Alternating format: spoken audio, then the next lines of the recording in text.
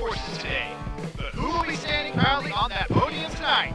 We have 4 different winners from the past 5 rounds, and round 6 from Petco Park and the 450 class question remains.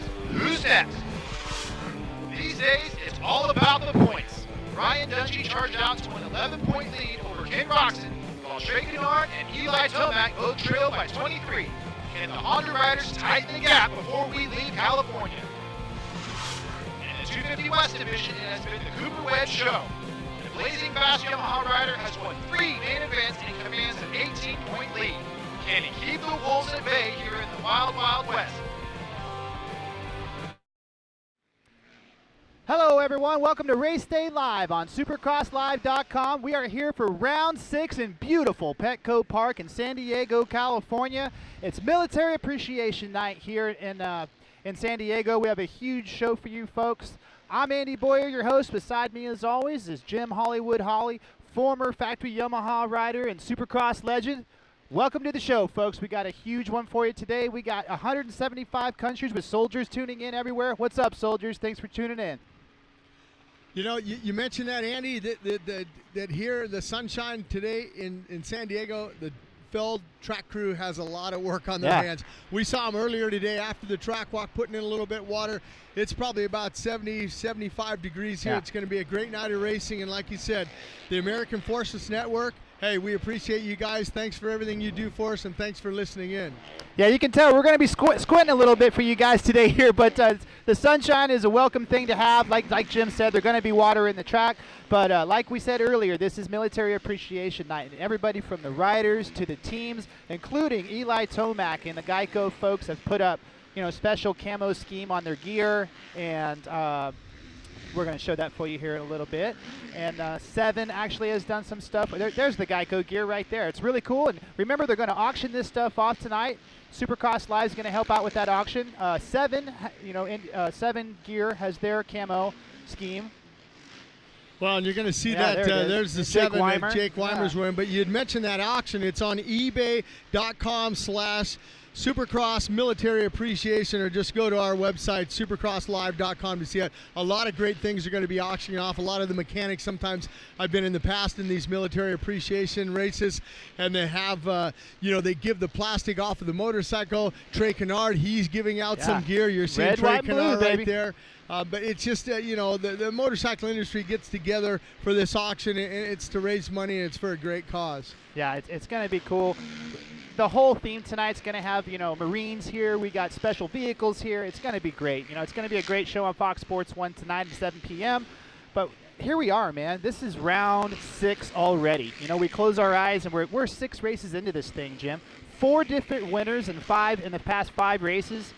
This is about as good as it gets. Well, and the thing that I like about it is this is going to be the little bit of a break that we're going to see out west for the 250 guys after San Diego. We won't see these guys until April 11th, Houston down there. So these guys have a little bit of break. Next week we pick it up with the start of that East Coast in Arlington. But you mentioned in that 450 class, what a great win for Dungey and the KTM boys there last weekend. To have an 11-point lead coming into round 6. I don't think Dungey's ever had that in his career coming in. But, I mean, it's just great to see that. The different winners, Kenny Roczen rebound. He's been twice now off the podium.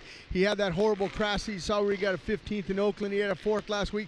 Can he rebound to the top of the podium? There's other guys we're still waiting to get up on the top of the podium. Number 18, Davey Millsaps, one of them. 21, Jason Anderson, he had that 2nd. But Anderson, like you said, Andy, he's been in that top 10 the whole time. And he's sitting, still in the top 5 in the points there. But, already, there's a couple of guys that are, they're kind of established, and this is going to be a 4 to 5 race, horses in here. And I'm talking about Dungey and Tomac and Roczen and Canard. Those guys are kind of setting a precedent right now. Absolutely they are. And they're battling each other, and they got the battleground as in the track in themselves. The last 3 or 4 weeks have been awesome. This track here is going to be a special one for you tonight. We got the Kawasaki track map coming up. Here she is. Well, something you're going to notice right off the bat with this track map here at Petco Park as we're going to watch the arrow. It's in the starting line. The gate's going to drop. The arrow's down. It's a right-handed sweeping corner, and you know what that means. You got to put your right foot down. It's not on that rear brake. Right out of that, a couple little rollers, a double into this left-hander. Right out of this left-hander, it's going to be tricky. You're going to see a double, triple. Can they do a triple double the other way? I don't know. Then you're going to do a step on, step off, another right-hander, another step on, step off. This is going to be a little bit tricky for the boys here, especially this corner here, the right-hander. Keep the drive. This is going down the first base side here. You know, this timing section is going to be critical. Who's going to pull it out and who's going to do? Maybe there's a quad in there. I don't know. Right out of that, you're going to see the whoops with a little bit of a hump in the middle, and then some more whoops. Out of that, you got a right-hander, the 65-foot triple. This is going to be interesting because if you go outside like the arrow, you can triple this section. Yeah. But if you're leaving the door open, some guys can get underneath you. You run it down here onto this left-hander before the Monster Energy finish line there. Guys can get underneath you there for that last lap pass. Up and over there, you still got a right-hander. After this, a couple little rollers as you get back onto the right-hander with that starting line. You're going to drive back into that first turn again, and that's a lap here at PETCO Park. And like you said, I mean, just a beautiful venue here. We've always been at Qualcomm. We're here. I remember back in 1980, Mike Bell won the first one. I think it was in the fall. Yeah. And then, you know, the opening round in 1985 when I was riding for Yamaha, it was at Qualcomm, and that was the opening round here. But like you said, here today, it's round 6, 2015. We got a great, still the same dirt we have at Qualcomm. They just trucked it over here. But, I mean, just such a lot of great things to do here to come watch Supercross. We're in the middle of downtown. You got the dog park right over here. People are walking by, checking out Supercross. And then not only that, you got all the destroyers parked here in the harbor here in the San Diego. And you go down there tomorrow, you can check that. Just a great weekend all around. Yeah, it's awesome. If you folks are tuning in right now, just over those bleachers over our shoulders is where those battleships and aircraft carriers are. Some of the racers and some of the industry people have been over there to check those out yesterday, and that's what's really cool. It really adds to our military appreciation theme tonight. But let's talk about the racing a little bit more. You know, they call San Diego, Chad Reed, Mr. San Diego. He's won here in this city 6 times. He got on the podium in Oakland. He got a bad start last weekend, but he came through the pack and he got up to 6th position. You know, that shows me that he still has some speed. He's coming to a place he really likes. What do you think Chad Reed's chances are going to be tonight, Jim? Well, I think Chad Reed, you talk about the 6-time San Diego Supercross, where the last time he had a win was 2011 on a Honda. That's a little bit ago. We all know what happened last year here in San Diego, where he had that crash and it ended his season there. So you don't know. But, I mean, if you're a bet man, you kind of got to look at the Suzukis. James Stewart won here last year on the Suzuki. The year before in 2013, Davey Millsaps won on the Suzuki. So maybe it's a Suzuki again, 3 in a row for Suzuki. Who knows? That's up to Ken Roczen. Yeah, Suzuki's look good. Some guys that aren't looking good right now tonight, missing is going to be Justin Barsha. He had a really hard crash this week, and unfortunately he's going to take a week off, maybe a couple, we don't know for sure, but he won't be joining us tonight. Some of the other guys that we expected a little bit more of at this point was Davey Millsaps. There's been some rumors that he has an illness or maybe an old injury, but we're 6 rounds into this thing, and I think as this thing begins to go to the East Coast, I think guys like Millsaps are going to start getting stronger, going to start getting faster. But he has to get going because other guys like Cole Seeley, Blake Baggett, those guys, the Wolves are coming. Well, you saw a little bit of it last weekend with Blake Baggett getting that whole shot, collecting $1,500 from SupercrossLive.com. Ran up there, kind of knew what to expect. He was a little disappointed with the 7th, but hey, that's the best finish of his 450 career. That was a great ride. And the best, but he wasn't happy with it. No. And then you mentioned a guy like Cole Seeley. Last year he had a 3rd in Indianapolis. This year, last weekend, he had his best, a 2nd. He says, hey, there's only one way for me to go, Jim, and that's to the front of the field, and we'll see if he can do it here at PETCO Park. Yeah, it's going to be awesome tonight, folks. We have a huge show for you right now, though. For the next 3 hours, we have some exciting guests. My childhood hero, Ricky Johnson himself, is going to come here on the show.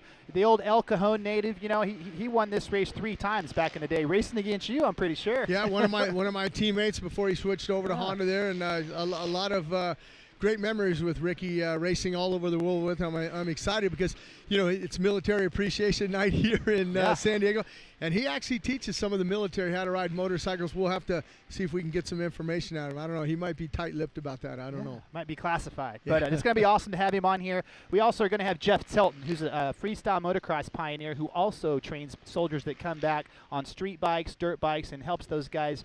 You know, those guys, you soldiers carry a lot of energy. When they come back home, they ride bikes. You know, and guys like Jeff Tilton are who they go to get their skills up to par to go do it as safely as possible. And we're also going to have Michael Leib with us, who was injured at Oakland.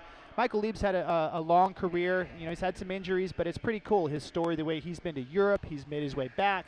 He's doing it on his own this year. It's going to be fun to talk to Michael Leib. And also we're going to have Alex Martin. Really cool story there with his first podium of his career in Oakland.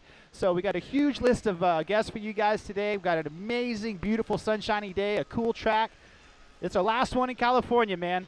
Oh, we can't forget. Guess who else is coming? I was thinking of that. The man who runs that number 3, Eli Tomac, is going to be on Race Day Live. So that's huge for us to get Eli Tomac. It's going to be huge. His brother is, I believe, a lieutenant colonel pilot in the Air Force. So it's going to be cool to have him on here.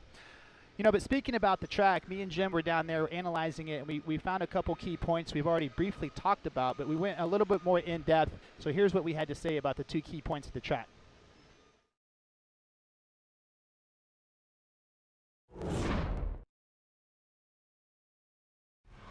Andy Boyer and Jim Hawley with Race Day Live, presented by AMSOIL. We're here at PETCO Park for round 6 of the 2015 Monster Energy AMA Supercross Series. We have a special part about this track tonight, Jim. The start isn't like any other start because of the first corner. Now, this is a right-hander here. Now, why would that create a little bit of an obstacle for these guys tonight? Well, traditionally, you know, the Supercross guys, they go into left-hander. You put your left foot out. You still get your right foot on the brake pedal. Here, you got your right foot out, so you don't want to lose that front end. So you're going to have to do your braking before you take your foot off the peg to lean it into that right-hand turn. So it's good. Sometimes we see a lot of guys can get away with a lot of things by going underneath and saying, oh man, sorry, I didn't have my foot on the brake. Either way, here at PETCO Park, it's going to be interesting.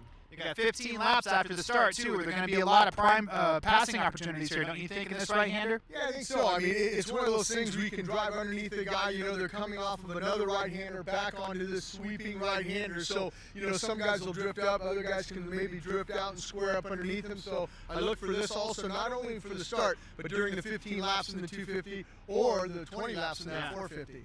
Yeah, the start with the right-hander is one thing. There's another part of this track that's going to be a challenge tonight. Jim, let's go walk over to the whoops and check those things out. I like the whoops.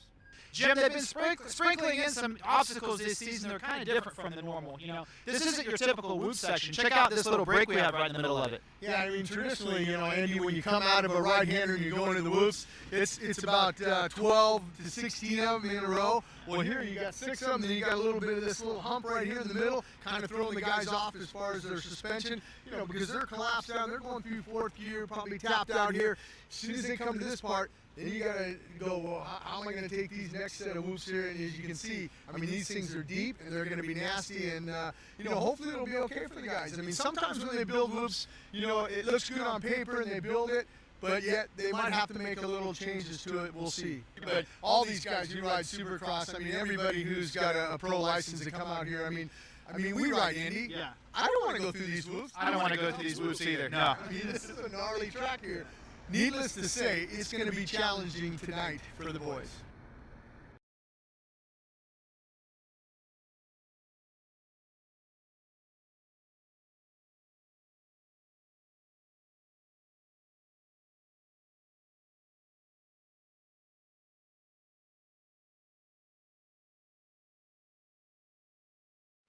And welcome back to Race Day Live here at PETCO Park in San Diego for round 6. Andy Boyer, Jim Hawley are here with you.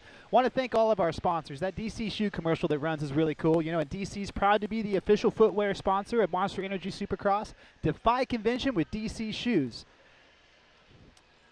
And attention race fans, check out the reigning national motocross champion Yamaha YZ250F and 2015 YZ450F 4-strokes at YamahaMotorsports.com today. And thank all of our sponsors. And don't forget tonight, Fox Sports 1, the live broadcast. And Hello, folks. All you folks for tuning in.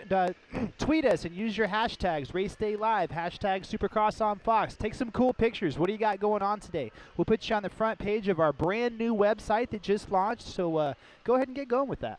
Yeah, it's a pretty cool website. I got a chance to go on there and check it out. It's really user-friendly, and from a guy like me who's not too big on the computers and the iPhones, it's really easy to use. Yeah, and I want to give a huge shout out to my boss, Christy Canyon, back at Feld. Christy Cannon, for putting that website together. She worked really hard, so thanks, Christy. And we sat down with a guy that's a really big story this year. You know, he was out for 2 or 3 years. He had some troubles. People didn't know what was going on with Josh Hansen, but you were able to sit down with him and have a really cool interview. And we caught up with Josh Hansen. Here's what he had to say.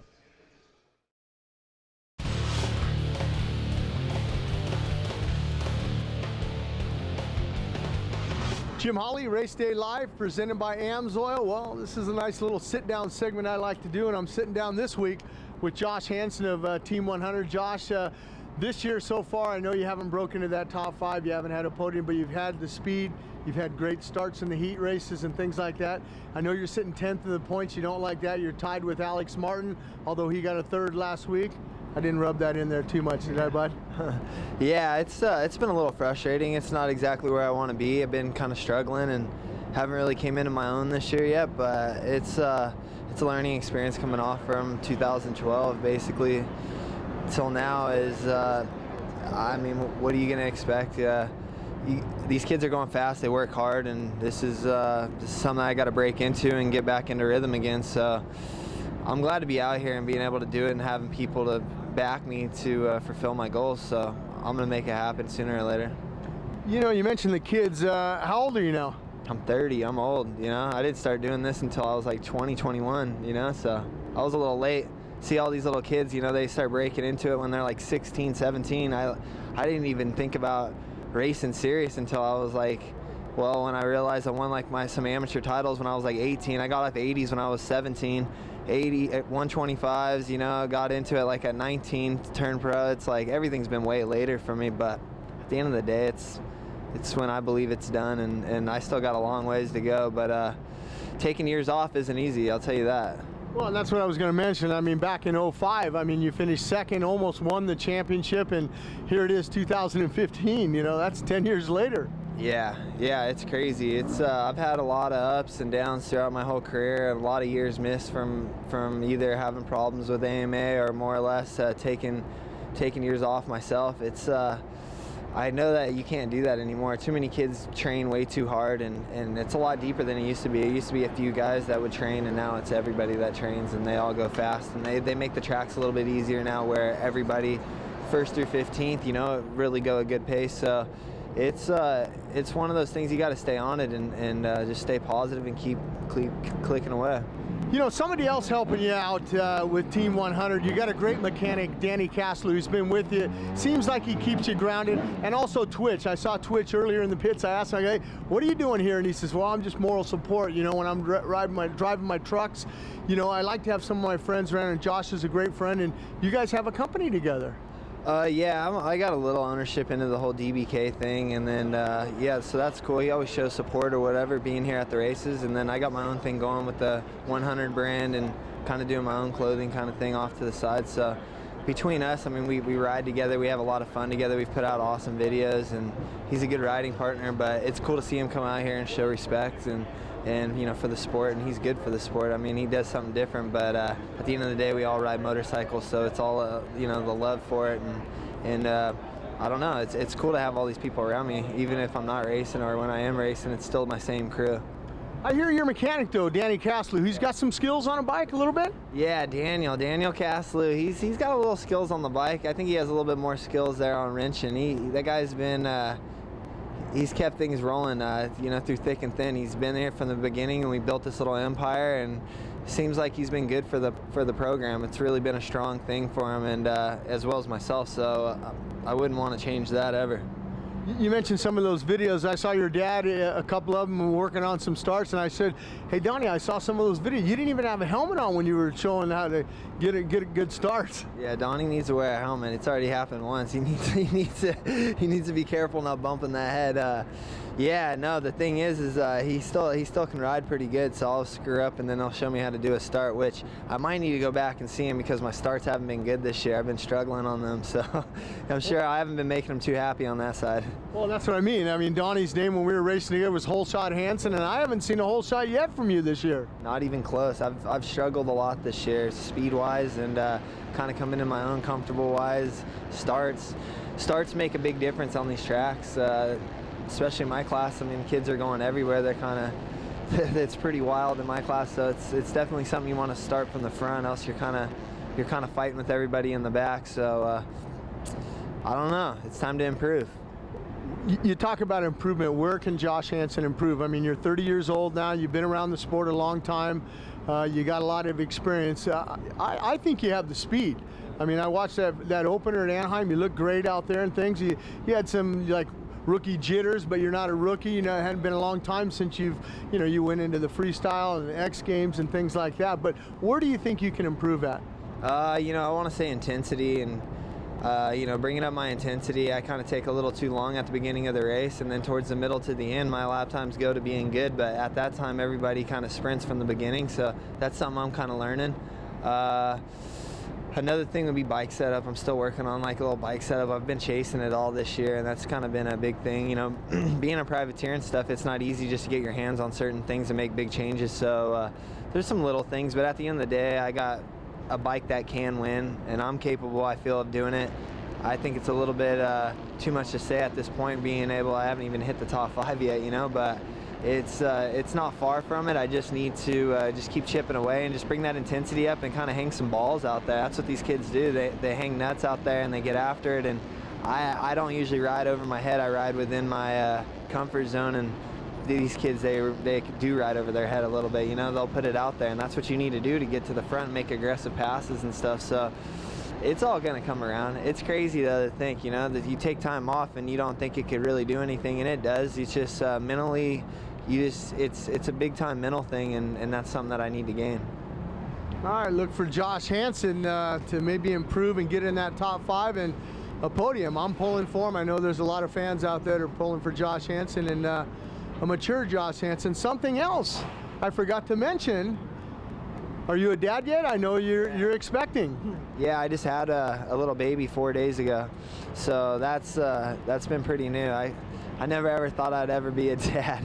It's crazy. So yeah, that's all brand new. I had a little girl, Kiniry, and it's been quite a week just trying to get that going, and just got the baby from the hospital the day before yesterday. So this is all brand new, but it's cool to race. This is like my off time from home, of being able to do what I love. And don't get me wrong, like, doing the baby thing's awesome, but you ride, it's like a release.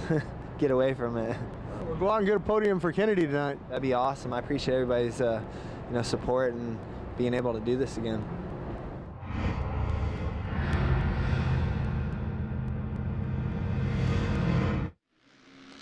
And race fans, what do the Yamaha YZ450F and Yamaha YZ250F have in common? They both won major motocross shootouts. Check out the new bikes at your Yamaha dealer and YamahaMotorsports.com today. Yamahas are good. I ride a Yamaha, you ride a Yamaha. Well, I was just going to say, you know what else they have in common? They use the same plastic on the side plates and the front plates, the rear fender, shrouds. All that. That's kind of cool, because in years past, a lot of the manufacturers, you'd have to have different plastic for both, but Yamaha, they're trying to help out and save the guys some money. If you got a 250, that plastic will work on the 450. And there's our track for tonight, ladies and gentlemen. They just spent some time working on it, put a little more water down, but they're kind of fighting a uphill battle, I think, Jim, with the sun and this dirt. Let's face it, we're in Southern California. This is hard packed dirt. Yeah, and you mentioned it, like you said, you're seeing the 250B guys out there right now, and this is going to be the first time they're on the clock. You see the track's pretty good. After that first, free practice that everybody had, the field track crew got out there, kind of added a little water, cleaned some things up, but you're still going to see some of the ruts and a few things out there that they couldn't get a chance to do. Oh, One of the boys overjumped it right there, but you know, you see Michael Horban out there, 143. He's out there. I know Horban's trying to get that bike into the main event. He's been trying hard, but a lot of these guys out here right now are trying to still figure it out. You know, we've talked about it with a lot of the privateer guys, and it's just so hard in that free practice. It's not like you have 30 minutes of free practice where you can go get a drink. Or it's just an 8-minute little thing, and you got to go out here. You can see right behind us now, you know, when you get a chance to see the Monster Energy finish line, it'll say finish. They only got 7 minutes and 51 seconds left out there to try to lay down some fast lap times. And our top 5 so far is Horban, it looks like, number 148. 397 is second place. That is Brandon Schreier. He's from Gardena, California. Third place is number 164. That is Austin Ulrich. Fourth place is 217. Ryan Brees. Brees got into the main event last weekend. A good ride for him. Yeah, he's been doing good. I mean, you know, he was happy. I got a chance to talk to him a little bit earlier, and he was excited there as we're watching Williams right now go around the track there, 192. Okay, he's our 5th fastest guy so far in the 250B group. Let's go ahead and give us some shout out to the sponsors there on Williams. He lists 19D Crew, Power Sports, Rhino Linings, plus Ogden, Utah, and High Desert Racing. Yeah, these guys, they got a little bit of a truck to get here, you know, from the pits. The way this is located in downtown San Diego, PETCO Park, the pit area is outside, and they have to ride around the outside of the stadium. It's pretty cool, man. They're riding on the streets of San Diego. I always like that when we had a chance to do that. No, we spent some time last night walking around downtown here. It's beautiful down here in downtown San Diego, and all these cool restaurants and nice people, and this cool dog park right here. I've never been this close to a Supercross track and this close to a downtown major metropolis before. Yeah, you're going to see a lot of the guys, Andy, dealing with a little bit of some shadows in some of the spots. You'll see them out there, bright sunshine, and then you go into a dark side. Makes it a little bit hard for them and the goggle guys to, like, what lens do I use? Do I use a clear lens? Obviously, they're going to use a clear lens tonight, but maybe some of the guys have some Polaroid lens out here because, like you said, you're having a chance when you see us on camera. We're squinting. We're actually sweating a little bit. I mean, it's hot out here today, and we're sweating a little bit. Think about how much these guys are sweating out here behind us. No worries. I've always rather be warm than cold, and I'm sure these guys are enjoying it. It's like we keep saying, they're going to keep the water on the track, but it's going to dry out. It's going to be a slick Southern California racetrack tonight. Feld track who's going to do their best, but hey, that's why there's diversity in this series. Every track's different. You're not going to have soft, loamy ruts every weekend. You know, some guys are going to have to ride the hard pan. It's still Michael Horban showing these guys the fast way around the track in 250B qualifying number 1. You know, Jim, when you grew up racing, the Supercross tracks in the prime of your career, those were all hard-packed. You know, some of them were even dusty. I'm sure you remember racing in Phoenix, and that's just a discipline of the sport that's part of the game. Well, I mean, you know, back when I rode, I mean, I would have liked to have raced in this area. I mean, the things that they have and the technology that they have to work with today, you know, I think that, you know, back when I rode, it's 2 strokes, but like you said, and I only rode, there was only 12 Supercrosses. Now we have 17 of them. About the only same event that we have that, and even the Anaheim stadiums where we were last year, the whole dynamic of the stadium has changed since when I rode. It held 70,000, and the Disney people bought it. They made a baseball, you know, stadium. They made it a little bit smaller, things like that. So, I mean, but these guys here and the Asterix Mobile Medical Unit, just the things that the Feld Motorsports group have brought to the sport of racing here in Supercross have just, you know, elevated everything. And it's just great to see it. Yeah. Yeah, it's Brandon Schreier there, number 397 on your screen. But Jim, talk about the hard pack and the slickness. What kind of a different riding style, different air pressures, different tires, you know? Well, I mean, things like that. I mean, on a hard pack track, you know, you want a tendency to kind of run a little bit lower air pressure so you can get a hold of the ground. You want to have good throttle control. You don't want to have the rear wheel brake loose. And a lot of it was a lot of the engineers and technical side of things. You know, when you're building the motor, you don't want the thing to just hit real hard right off the bottom. You want to try to make that power as smooth as possible, you know, so you don't get that wheel spin and get the rear wheel to break loose and it snaps back with you, you're trying to control it. I mean, that was the hardest thing about, in those days, people building motors on the dyno and all this thing's got so much horsepower, but you can't ride it. Right. I mean, you got to be able to have rideable horsepower here, and I think with the 4-strokes that the kids have nowadays, they have rideable horsepower, maybe even too much horsepower. Oh, they got digital mapping and stuff to, traction control. Right, yeah. So it's a whole different ball game. Yeah, traction control. I mean, our traction control was our right hand, but and just that, we had air cooling, as we're seeing Travis Bannister going around the track right now, and he's looking pretty good out there. As you can see, he's starting to put together some of those timing sections, but getting back to those days, Andy, we didn't even have disc brakes at that time, and these guys, the braking, the rotors are so big now, and I mean, it's just, I'm happy to be a part of the sport. Like you said, we're big fans. We're enjoying being here, and I enjoy calling the races live and for time practice and things like that, and just getting a chance to watch these young kids. I mean, what Cooper Webb's doing, and we saw the Josh Hansen piece that I did. He'll actually be 31 next week, so he's 31 years feel old. old. I remember the first time I met him at Ponca City, Josh Hansen was about, he was 3 feet tall. But, like you said, Jim, we're the luckiest guys. We'll say it every weekend. We got the best job in the world.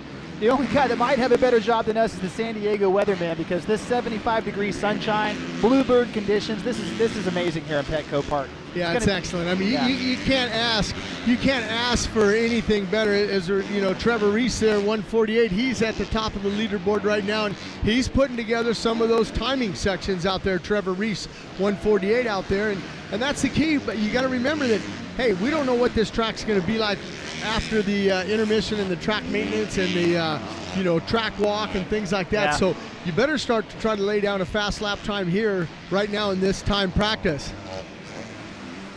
284 on your screen there is Cody Church. Yeah, it's I don't know, Jim. It's going to be dry tonight. It's just going to be a hard-packed track. That doesn't mean the racing's going to suffer. If anything, I think that commands a little bit more discipline from the riders. And wow, did you see Horban just come around and power slide around this corner? Yeah, I think that, you talk about the track tonight being a blue groove. I'm still rooting for my boys at the Feld Track Crew that after everything's said and done and all the time practice is done, I think they're going to get the proper amount of water. As we're seeing, they're getting a chance to see Colt Neck, the man out of Granada Hills, California, and the Racer's Edge. Jason helping him out there. And Colt Neck been struggling a little bit this year. Had that pretty good get off. I think it was Anaheim 2 where he rang his bell, and he had to miss a little bit, but hopefully Colt Neck can get that motorcycle in the main event. I know that Bradley over there spinning the wrenches was a little bit upset. I did say, hey man, you're not putting in the time that I am on the motorcycle. I want to see my bike in the main event. So he's got a little bit of pressure, not only from himself, but from his mechanic. But I think, all in all, I think that the track crew, the Feld Track Crew, will get this thing perfect for tonight. I think once that sun goes down, it'll be critical to get the water, not too much, but I think that moisture is going to come up. It's surprisingly, last night a little bit of the fog kind of rolled in and things like that, so I'm hoping that happens and keeps that moisture in the ground. And folks, AMSOIL synthetic dirt bike oil delivers maximum horsepower, bulletproof wear protection, and consistent clutch feel for the confidence you need to get on it, get after it, and stay out front. AMSOIL, out front performance. Visit amsoil.com/dirtbike to learn more. And MMI, if you folks want to win, MMI and AMSOIL have teamed up to give you a chance to win a replica of Kevin Windham's Honda CRF 450R Supercross bike. Go to www.winkevinsbike.com for your chance to win. MMI, the official technical institute of Monster Energy Supercross. And that's going to do it right here for this 250 Group B, qualifying number 1. That's a nice shot. I like to see that finish line zeros. You see that there. That's really nice that, the way we have our setup here. We want to thank Dave Prater, Todd Gendro, Sam Gomez, our Colleen, our producer, Colleen Kessler, for this great setup that we have here. I mean, this is probably one of the best places we could be at to see everything and for our viewers to watch everything. Yeah, we certainly hope you folks at home enjoy the view. I know we do. We're going to talk about it the whole show. Actually, we were just thinking MMI, and you sat down with a representative from MMI and had a good interview last week, and here it is.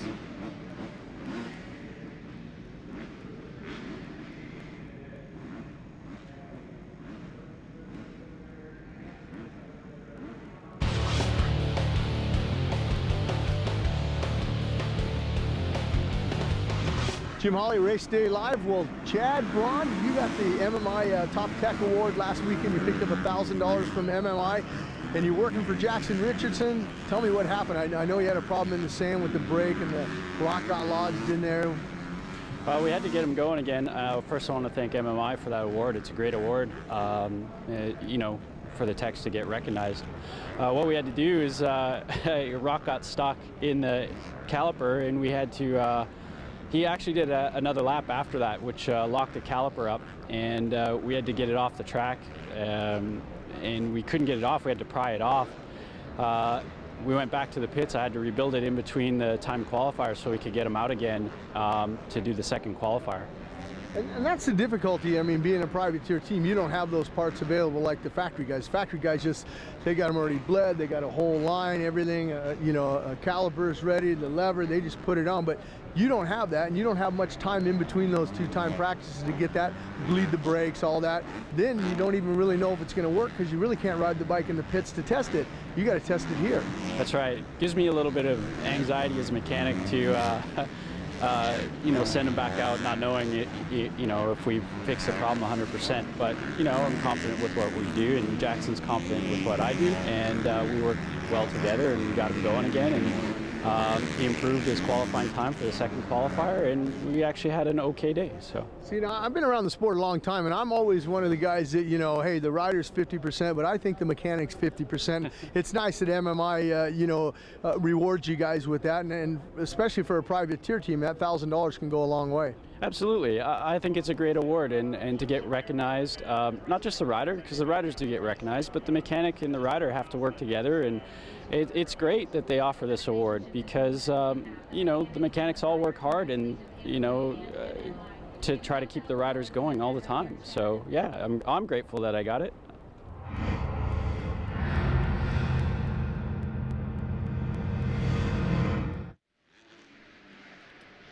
And that was a cool piece with Jackson Richardson's mechanic, and his whole deal top to bottom is really cool. It just pumps me up to see a guy in a Ford van and his mom and his girlfriend, you know, out here against the super teams making it happen, getting in the main event and fighting for top 10s. It's a pretty cool story. Yeah, like these guys here in this qualifying Group C in the 250 class, they're going around right now. We're starting to see some of these guys out there, and they're just trying to get into the 40 fastest and make the show. I mean, that's so huge to be able to go through and ride a heat race and a last chance race, and hopefully after that they can get that bike into the main event. But these guys out here in the C group, we'll see what, you know, it's not too bad. I mean, you know, even though we're in a baseball stadium and you look at it, it looks like Barger there, 5:44 leading it here as far as this qualifying time, a 107.6 out there. I would have thought the lap times would have been a little bit more down, but you know, because we're in a baseball venue and a little bit smaller track, but they have done such a great job, Rich Winkler and the Feld track crew, on designing this track and making it, you know, so tight with all these different switchbacks and things like that. That's why we're seeing the lap times up as Yarborough now drops it down to a 106.1. So the times are starting to click down a little bit. That's been a theme for the last 3 or 4 weeks, Jen. You know, we've seen those lap times above a minute, you know, and then the 450A guys, the big dogs, are getting down to about a 58 or 57. But I think the fans and the races themselves like the higher lap times. It's a longer main event. It makes their fitness that they work so hard on become more of a factor. You know, it's cool. Well, and that played into last weekend, especially in that 250 class. I was doing an interview and talking with Josh Hill, not Josh, I'm sorry, Justin Hill. Yeah.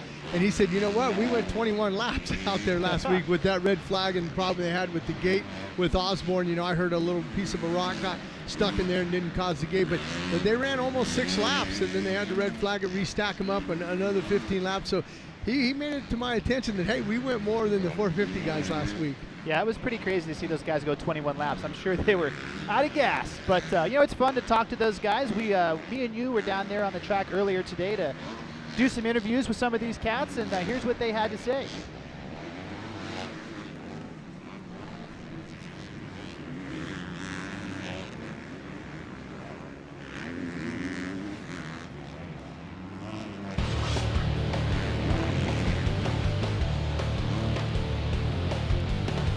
Jim Holly, Race Day Live, presented by AMSO here at PETCO Park. The first time we're here at this stadium, Tyler Bowers. It's a pretty nice stadium, huh?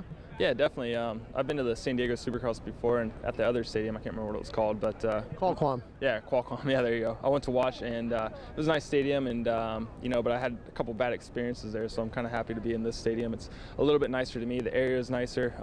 The gas lamp district's really nice, and it's cool to be here in San Diego enjoying the weather. I got to ask you, last weekend, man, that 15th, I know you weren't happy with it. You lost a whole bunch of points in that championship. You're actually down a complete race now. What's your mindset coming into this one? Because then you got a long break until I see you in Houston on the 11th of April.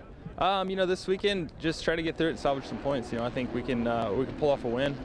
That's my goal now. Is before we're thinking about the championship, and now it's a big gap now. So it actually relieves a little bit of pressure, and I think now we can just focus on winning some races here at the end and going out with a bang. We always talk about Supercross here. Who's next, with the 450 guys? I got to ask you, the AMSOIL Arena Cross, who's next in your opinion over there? Because I just did an interview with Bobby Kiniry. He won last night in Wilkes-Barre. Chris Bloss won back-to-back Nashville. I mean, we've seen so many different winners, and it seems like it's stacked over there now.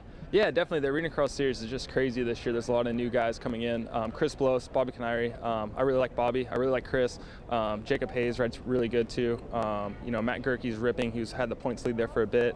It's just crazy in Arena Cross. You never really know what's going to happen. There's guys that win it one weekend, and then the next weekend they barely make the main or barely even finish. So, I'm keeping tabs on it a little bit, but here soon they do that restart for the points, and right now Ames is out, and I know he's looking to get back in to try to get in the top 10 for the reset, so I'm cheering for him still, clearly, but we just got to see what happens after the reset, because things really get crazy then. There's 4 rounds left. It's a short series, and that decides the championship, so I think then that's when all the madness is going to happen.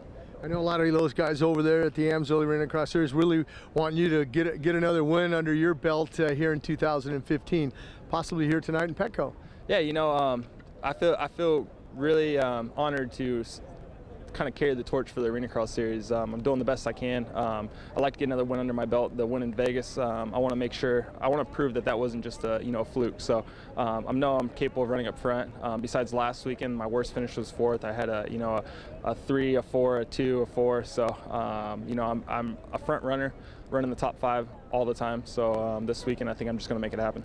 Andy Boyer with Race Day Live. We're here with Yoshimura Factory Suzuki rider Blake Baggett. You got the whole shot last weekend. How did it feel up at the front of the pack? It was definitely good. It was good to just get a good start and have some clean track in front of you and be able to ride a little bit of your own race. And then I got swallowed up a little bit, but definitely learned a lot. So just going to take what I learned from last weekend and try to apply it this weekend. Well, I know you looked at the lap time charts, and you had the 4th fastest lap time, I believe. And that's got to make your confidence feel a hell of a lot stronger.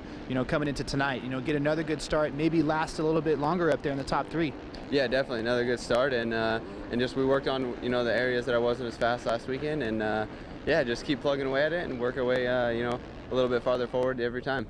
They've been sprinkling in some pretty interesting obstacles on these tracks the last 3 or 4 weeks, and now we got this whoop section here that's kind of got a break in the middle of it. How do you really attack this thing? It's definitely going to be different. It's got a first few whoops are pretty good size, and then it kind of goes into a flat section, and into one of the rollers, and then back into the whoop. So if you get enough drive through the first set, it'd be nice to wheelie over the middle roller and then set it back down so you can drive through the second set, or carry the front wheel from the roller all the way into the second set. So probably going to play 2 parts tonight and just see how the dirt ends up and see what line gets beat down. Well, you've brought Rick Johnson onto your program, and he's helped you the last 2 or 3 weeks, I believe, and you've had immediate results. What's it been like working with one of the greatest Supercross racers ever? It's really good. Rick has brought a lot to the table, and we just keep on working on the things that need to be worked on, and the stuff that's good. Just not touch on it, and also not trying to change anything drastic. Just trying to sharpen up and make us a better racer, and just keep plugging away at it. So what are we thinking? Podium? That's what we're shooting for. So just last week was 7th, so try to get in the top 5 this weekend, and just keep crawling forward. You heard it from Blake Baggett. Who's next? Might be this guy.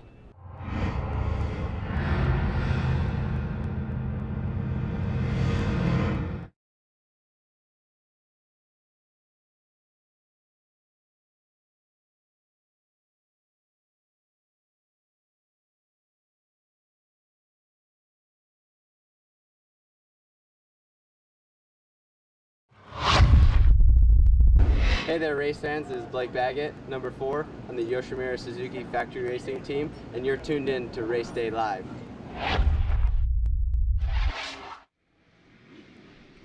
And folks, the AMSOIL products that help put racers in the winner's circle are the same products available to you. AMSOIL makes a full line of oils not only for your power sports toys, but also for the cars and trucks you drive. Choose AMSOIL Performance for any engine. Those are pretty cool. Some of those shots we saw. Kurt Benke I saw there. And throughout the show, we're going to sprinkle in a lot of pictures and slides of soldiers that have fought for our country and our freedom. You know, it's the biggest honor to be here in the United States for me personally, and I'm so proud of all the soldiers. You know, like you said, some of the guys are really close to us. Your friend and yeah, Kurt Benke. You saw Colleen Kessler, our producer, her brother here, and now we're getting a chance to see the A boys out there, and this is going to be a good one. First time these guys are going to be on a qualifying session. Yeah. Look who's out front right now. The Shane McElrath and the man who finished up second last week, Jesse Nelson. We're going to see a lot of urgency from these guys. This is the last opportunity for them to race for a month. You know, that break in their schedule is one of the most interesting things in any championship. But as we just heard a guy practicing a start behind us there, and I don't know if you guys heard that at home. That was Jackson Richardson. But like I said, Jim, it's crunch time for these guys. Cooper Webb has a big lead, but look at the points after him. If something happens to Cooper, if he has a freak mechanical failure, if he gets a bad start, if somebody in this right-handed start sweeper takes him out, the championship's busted wide open. Well, and a lot of these guys you're seeing out here, they're going to start going to the outdoor and start testing outdoor stuff. Yeah. Because, like you said, it's a long way until we'll see him again in Houston on April 11th. That's huge. There's McElrath there. Hasn't got on the podium yet, but he's got it in him. He's got the speed. Obviously, he's got the bike. You know, he's gotten some good starts and he's been really fast in his heat races. Just needs 15 laps. Yeah, I think what's going to help him is if he can get, you know, you heard it when you talked to Blake Baggett about, you know, getting a chance to get the whole shot and run up front and see what that pace is like in the main event, because you really don't see it when you're in mid-pack. I know that he's sitting in the top the top 10 in the points. I think he's 8th, just ahead of Josh Hansen there, in between Hansen and Malcolm Stewart there. As we're getting a chance to watch 44 Zach Bell out there on his Husky, and you know that's the inconsistency. We talked to him. We got a chance to talk to him after the track walk. I said, Zach, what happened, man? You had your best in Oakland. You had a 5th, and then last weekend in Anaheim, you had problems. You know, you were way down in the front brake in the order. Yeah, I mean, a 21st for me. You know, that's got to be hard for such a rider the week before you get 5th, and then you get a 21st here. But hopefully, he can rebound here tonight in San Diego Petco Park. Yeah, Zach Bell, he's a gamer. He's got the speed. He's won amateur national championships. He's had a rough start to his pro career with some injuries, but he has great speed, great starts. Zach Bell can get the job done. See, now we're starting this guy right here, you know, Justin Hill. It's just that restart last weekend didn't play into his favor. He was leading Oakland and going away and had a sure victory. He's a guy with you know, before this thing heads into break, a win for Justin Hill would be absolutely huge. Well, and I think he's looking to do the same thing he did last year when we were at Qualcomm. He won his only Supercross main event in the 250 class. He's healthy now. I talked about that. He had bronchitis. I talked to him after you know, Oakland. He still had that bronchitis in his chest. You could hear him. He was wheezing and things like that. And you really can't go out and compete. But the guy competing right now, Jesse Nelson, with a 59.2. Bowers is right there in that second spot, and then we're going to get a chance to look at Jake Canada on the other hand, the 51 energy drink. Osborne, now we're getting a chance to see him also. So, I mean, these guys here, this is so huge to try and lay down some fast lap times. There's Jake Canada right there. You know, he jumped on board with that team at Oakland. We had him on our show. Always a good guy to talk to. Hasn't made the main event, I don't think, the last couple weeks, but, you know, that's just circumstance and starts. Well, and I talked to him. I said, man, Jake, you're riding good. Everything looks good out there. He goes, no, I feel good. He goes, I just got to stay out of those last chances. I can't get into those last chances. They only take 4 guys. It's such a short race, 4 laps. It's over in less than 4 minutes, you know, and if I get a bad start, all these guys are qualified to be in the main event in the last chance race, but there's only 4 spots. And there's the guy that's on fire, in fuego, as they say, you know. I mean, he's won 3 out of 5. He can start 10th place and come up and pass these guys. A restart, a re-rack doesn't affect him. he's Cooper Webb can see this championship. It's really close. Well, you talk about that. I mean, him being on fire at 58.7 right now for him in this first time practice here. And I believe that we're getting a chance to see now. Is that Bowers or his teammate there? Oh, now we're going to switch back to Cooper Webb. Coop, yeah, Super Coop. He checks over his shoulder to see what that heater did, and looks like a 58.4, still the fastest lap. And we got Josh Hansen showing some speed right there with a 58.8, and he's followed by Malcolm Stewart, Tyler Bowers, Shane McGrath. The rest of your top 10 is Jesse Nelson, Matt Bisceglia, Zach Osborne, Justin Hill, and Zach Bell. Yeah, now we're getting a chance to see Aldridge there, Chris Aldridge there. And he's another guy that would love to try to get a podium out of here before he goes on that long break that we see him at. I just want to see him finish 15 laps without going down and testing out that Bell helmet, you know. You, me, and Mitch Payton and the boys at the Monster Energy Pro Circuit Kawasaki truck. Yeah, he's a lightning rod. Chris Aldridge has got speed. There's Hansen right there. He's having a good day. You know, second fastest so far. Hansen knows how to ride the hard pack slick stuff, and you know he's a technical rider, the most naturally gifted guy in this field, particularly probably. You know, like he said in his interview, he doesn't like to ride over his head. He rides within his limits, but he's ready. You know, I think he's ready to bust out a top 5, get a podium. He's got the speed so far here today at Petco Park. I think so. I think that, you know, when I did that interview with him, I think that he's lagging on the starts. I mean, I think if he can get up there in the main event and run with these guys, that's going to help him tremendously. But, you know, getting back to Chris Aldridge, he reminds me a lot like the rookie that the Star Racing Yamaha guys, A-Rod they call him there. Rodriguez. Yeah. Rodriguez. And I saw the raw speed that he had, but like you said, he couldn't finish 15 laps in the main event. And so now we get a chance to look at number 34 on that Geico Honda, and that's Malcolm Stewart. Baby. Got all the all-white, you know, patriotic theme going on. Got him a win. Then had a bad race last weekend, the restart bidding. But it's hard to say anything after that win as a failure this season for him. You know, that was huge. His first win of his career. He didn't have a ride 2 weeks before the season starts. Geico picks him up. Bam! He delivers with a victory. Pretty awesome there from the younger Stewart brother. Yeah, he definitely, you know, he wants to make a statement for the Stewart family. Yeah, if James isn't here, then I need to pick it up and I need to win. So he's got that underneath his belt. But like you said, it's very hard to follow up your win in Oakland and not have the problems that he had last weekend in that second restart with Hill. But, you know, Hill worked up, and I believe he finished up in the top 10. Justin Hill was 8th, and then Malcolm took him a little bit longer to get rebounded. But you go from winning your first to a 17th. It's a lot like Zach Bell from a 5th to a 21st. Man, Webb just put down another heater, dropped it into the 57s with a 57.9. That is hauling the mail. And look who's, second there for a while was his teammate, Aaron Plessinger, fresh off his first career podium. Justin Hill jumped in between them, though. So right now, your top 5 with 2 minutes to go is Cooper Webb, Justin Hill, Aaron Plessinger, Jesse Nelson, and Josh Hansen. Yeah, and you mentioned that Josh Hansen sitting in there in 5th. If you look at the times there, I think we're going to have a great, we're going to have a great race here tonight as we see Bowers circulating around the track now, and he's sitting in 6th in the qualifying time with a 58.9. So all these guys are pretty close within that 58, except for Webb that you had mentioned. Yeah, it's a bummer for Bowers last weekend. He stepped over the handlebars. You know, he slipped from 2nd in the points to 4th. Just, circumstances. He got a little bit his timing was off in that rhythm and over-jumped into the middle of the face of that tabletop and exit stage left. Step over the handlebars. He was lucky not to get injured. He kind of slid out of it okay. But Bowers will be back. He's a fighter. Definitely a candidate for the podium.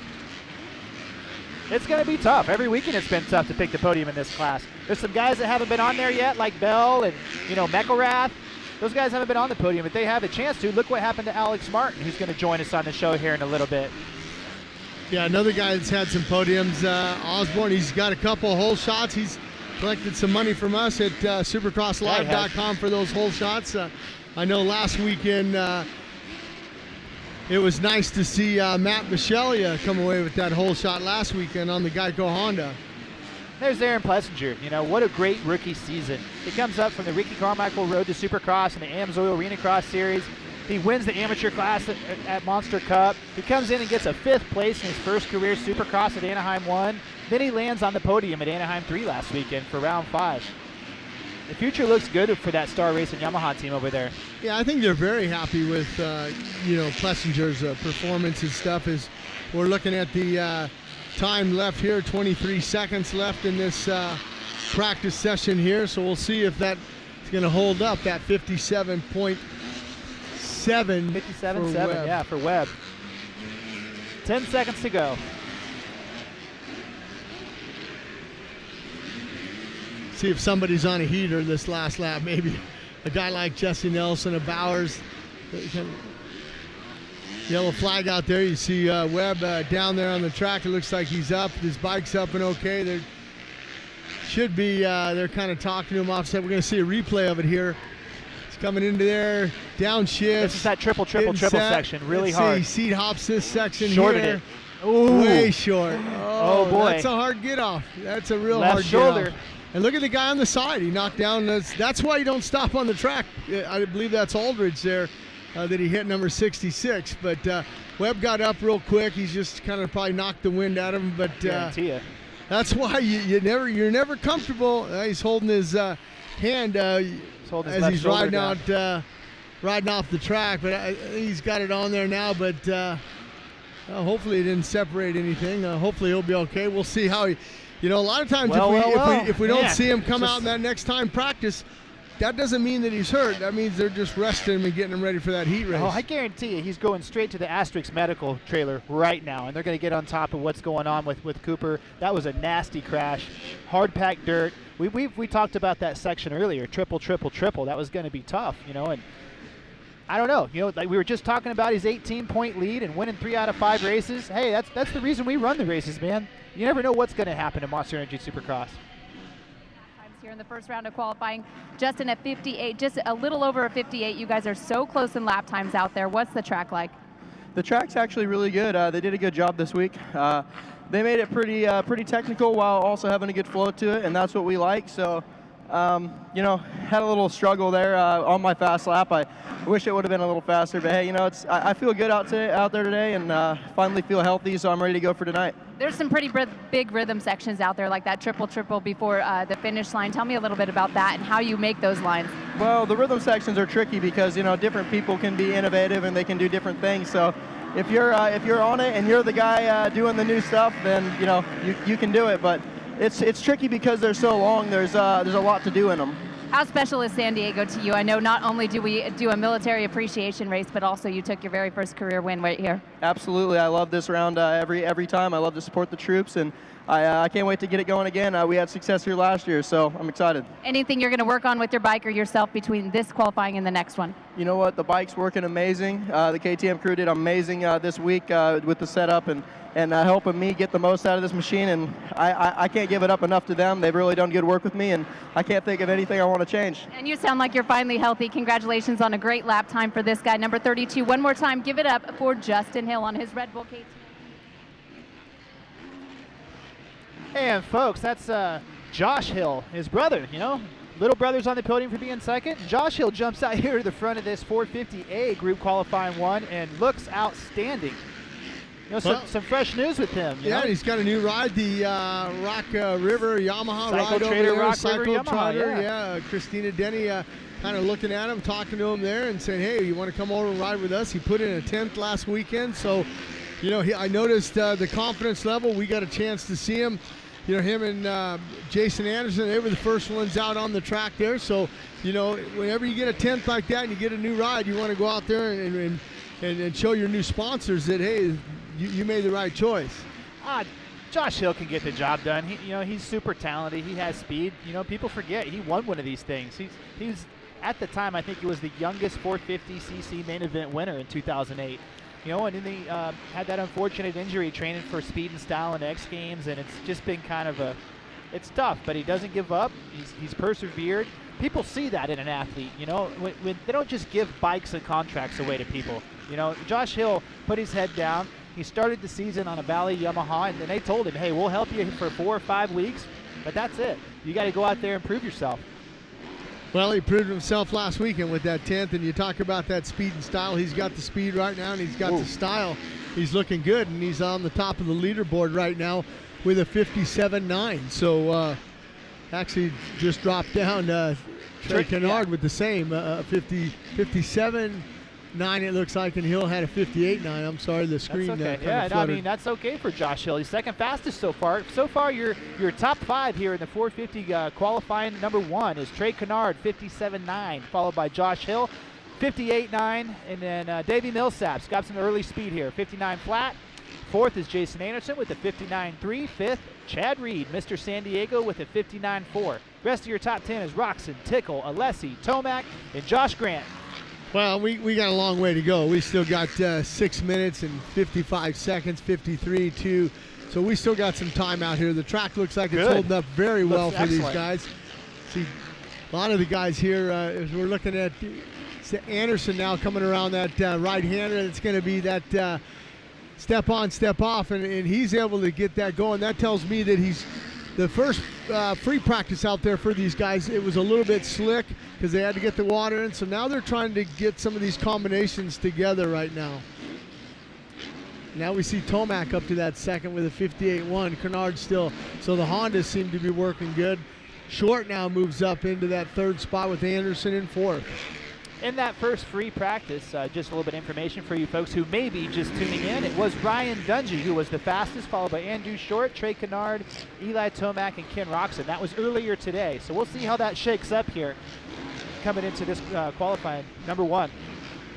You get a chance here. We're watching Eli Tomac. He's actually going to be a guest on Race Day Live. I'm thinking right after this practice, we're going to send DJ down there to pull him out of that Geico Honda team and say, come on up here. Come on up and see Jim and Andy. It's going to be cool to talk to him. He's had a great, got his first career victory. It's been a tough road. Last year, his first ever heat race of the season, him and Jake Weimer go down, and it takes out his whole Supercross rookie season. So this is actually his rookie year, I kind of called it. He got a few races toward the end of the year last year, but this is his first real swing at trying to get that championship. Well, and the thing about it is you look at last year with the injuries, and he came back in the last, I believe it was Indy and also East Rutherford, New Jersey, that he had podiums. Yeah. So, coming into 2015, he knew, hey, I got to win one. I've got podiums. I haven't won one, and he won one in Phoenix the second round. And, he put in a great ride to get on the podium. Last weekend he made that pass on Kenny Roczen towards the end, took away a couple more points from Kenny Roczen. Needs the points. Yeah. Needs the point. But they all need to start getting Dungey now. Speaking of points, the rookie here sitting 5th in points, Jason Anderson. He started out with a 2nd place finish and has finished in the top 10 each week after then. That's pretty strong right there. Pretty impressed. Yeah, talk about strong. Look at Kenny Roczen. He dropped it into a 56.6 now for Ken Roczen, and we talk now. Here goes Trey Canard now. It's just going to go back and forth. Trey Canard puts in a 56.612, and Roczen with a 56.682. So, Trey Canard almost getting it into there to maybe a 56.5. We'll see. In our top 5 there, which is Canard, Roczen, Millsaps, Tomac, Reed. Seeing Davey Millsaps up there in the top 3, right now, that excites me. Davey Millsaps won this race a few years ago and took that momentum almost to the championship, as you're watching Kyle Chisholm here.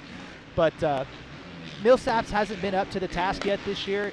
I'm telling you, something's going to happen. A light's going to switch with him, and that number 18 Monster Energy Kawasaki will be doing some damage here shortly. Well, you talk about it with Millsaps. San Diego's been good to him. In 2010, on a Honda, he gets the win. In 2013, he gives Suzuki their first in San Diego. So Suzuki has not won. If you go back to 2013, and Millsaps comes here and he wins. So San Diego's been good to him, and I like the times that he's putting in. I'm sure the Cowie boys are happy that he's putting in some good time. Hopefully that light switched on to the on position now.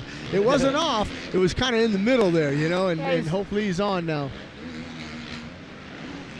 Millsaps is just faster than that, plain and simple. He'll be back. Anderson, the standout rookie so far. He's 5th in points, but Cole Seeley with that 2nd place. And look at this guy. Look who's back. Brock Tickle. Yeah, it's good to see Brock Tickle. We're getting a chance to watch him now. He's kind of rolling a little bit of a section there, just kind of, you know, checking some things out. There's Michael Leib there on the 800. He had that knee injury, and I was wondering about it for last weekend, you know, how it would play into his results. A 17th for him, yeah, it's not bad for him, so we'll see what happens there as we're looking at Trey Canard now. And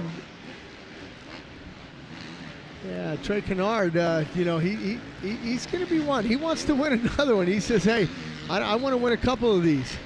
They have to. The Honda guys got to strike now. We're at round 6. There's still a lot of racing to go, but when you're 23 points behind a guy like Ryan Dungey, you got to start making points up.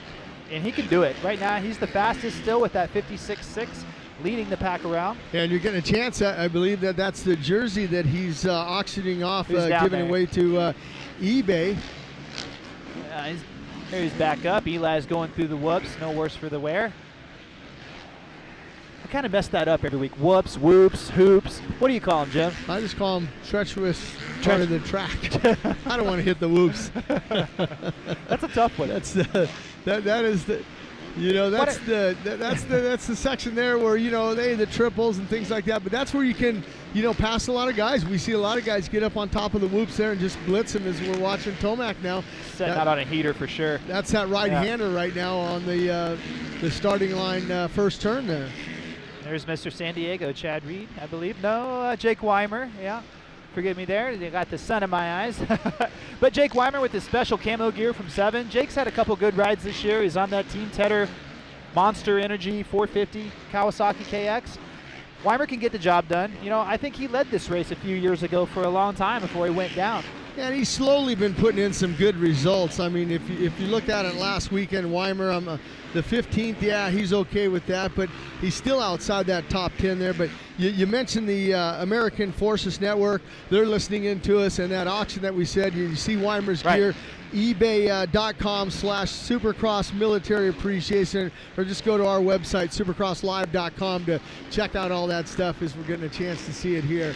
And it's just, it's a great auction. It raises a lot of money, and it does a lot of good for the people. How about that American Forces Network? I mean, 140 U.S. Navy ships, U.S. embassies, and consulates, you know, that's all over the place, all over the world. They're watching Supercross. You know, I was going to ask you that. You think with technology, you think the guys in the ocean in the subs, you think they're getting us down there?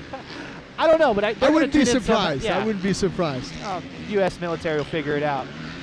There's Metcalf. I'm not 100% sure, but I think this is the end of his tenure with the Rock Candy crew there. I don't know if he's going to go to the East Coast. Yeah, I'm not sure. I mean, you know, I talked to him a little bit, you know, in the pits, and he said that, this is a building year for him. They want to put together a whole season next year. I know he's going up to Canada, so we'll see what happens as you see the 000s. It's over here. Time's run out. We're going to get, hopefully, their fastest qualifier, Ken Roczen, down to Lurch. And he's going to talk to him about how he got around the track with a 56.2. That's getting around the track fast. Yep. You know, and Dungey was able to climb up there to 4th at the end of that. So Dungey's still got his speed going. He just kind of took him a while to get the diesel heated up here in San Diego. Well, it's not bad, a 56.5 for Trey Canard. You know, I don't know. What do you think, Andy? I think that these lap times are going to be sticking. I don't know. That's as good as the track's going to get all day long, I think. I think so. It's you're right. tacky almost out there in some places. It looks great. You know, that's the conclusion of the first time these guys go out to put down their qualifying laps. Once again, your top 5, Roczen, Canard, Dungey, Millsaps, Tomac. That's as nasty as it gets right there. That's going to be good seeing those guys go for it in the next qualifying round. And the rest of your top 10, Cole Seeley, Chad Reed, Jason Anderson. And we're going to head to the podium. So here's Lurch and Ken Roczen. Soaring Eagle Casino ride, the 94 of Ken Roczen. And Ken, great ride right there. Obviously sitting second in points as this championship is starting to get towards the heart of it. And way to come out and prove that you're the fastest guy on this track here, first time ever at PETCO. Yeah, no, I felt good. And for me, it's time to fight back. Feeling confident on the bike, and should be a great night. You know, that one mishap, and I got to say, damage control, you're still in the running second, but man, so much talent here in 2015 in the 450 class. Oh, definitely. The 450 class is stacked, but every time fun to go out there, you know, I love the challenge, and everybody's just going good right now, so it's all about keeping it consistent, but be aggressive at the same time. You know, the track layout, how are passing opportunities? You're going to have to fight for them, or are there ways to set guys up maybe early, couple, 2-3 corners before? There's always ways to set guys up, you know. You just got to be confident and be strong. And, you know, obviously, I like the track a lot. It's really rocky, so you definitely want to get a good start. And half of the track is kind of tight, and the other half is it's pretty nice. I really like the layout. Well, ladies and gentlemen, let's give it up for the fastest qualifier in session number 1. One more to go. Doesn't matter when you get that fast one, first or second, but right now that time is held by the 94 of Ken Roczen. And here we go, folks, with the 450B qualifying effort number 1. This is a good opportunity for these guys. You know, there's Nick Schmidt, got into the main event last weekend. You know, it's an unfortunate aspect of our sport. You know, attrition takes its toll. Some guys fall out. Justin Barsh is out, Will Hahn's out, Dean Wilson, Weston Pike. That opens the door of the window of opportunity for some guys in this 450B group to get in those main events. Well, and you look at it, and also another guy that's out that, you know, James Stewart. I mean, he's not riding the Supercross season, and that's one spot for a lot of these guys as they know it. I mean, they know that, hey, we have opportunity now, and we haven't seen Ronnie Stewart in the main event yet this year. And last year, after Indy, him making his first one of his career, he ran the gauntlet after that. He made every main event, and then he comes out here. He's got a lot of confidence. He's got the number 69 out there. He's thinking, okay, I'm a 2-digit guy. I got to get in and then here it is, round 6, the first 5 races. He hasn't been in the main event, so I know he's struggling with it as we're watching Nick Schmidt now. Yeah, Nick Schmidt, the milestone assassin. You know, he came out there in his Honda, number 415 last year, and he was lighting it up, getting in the main events left and right.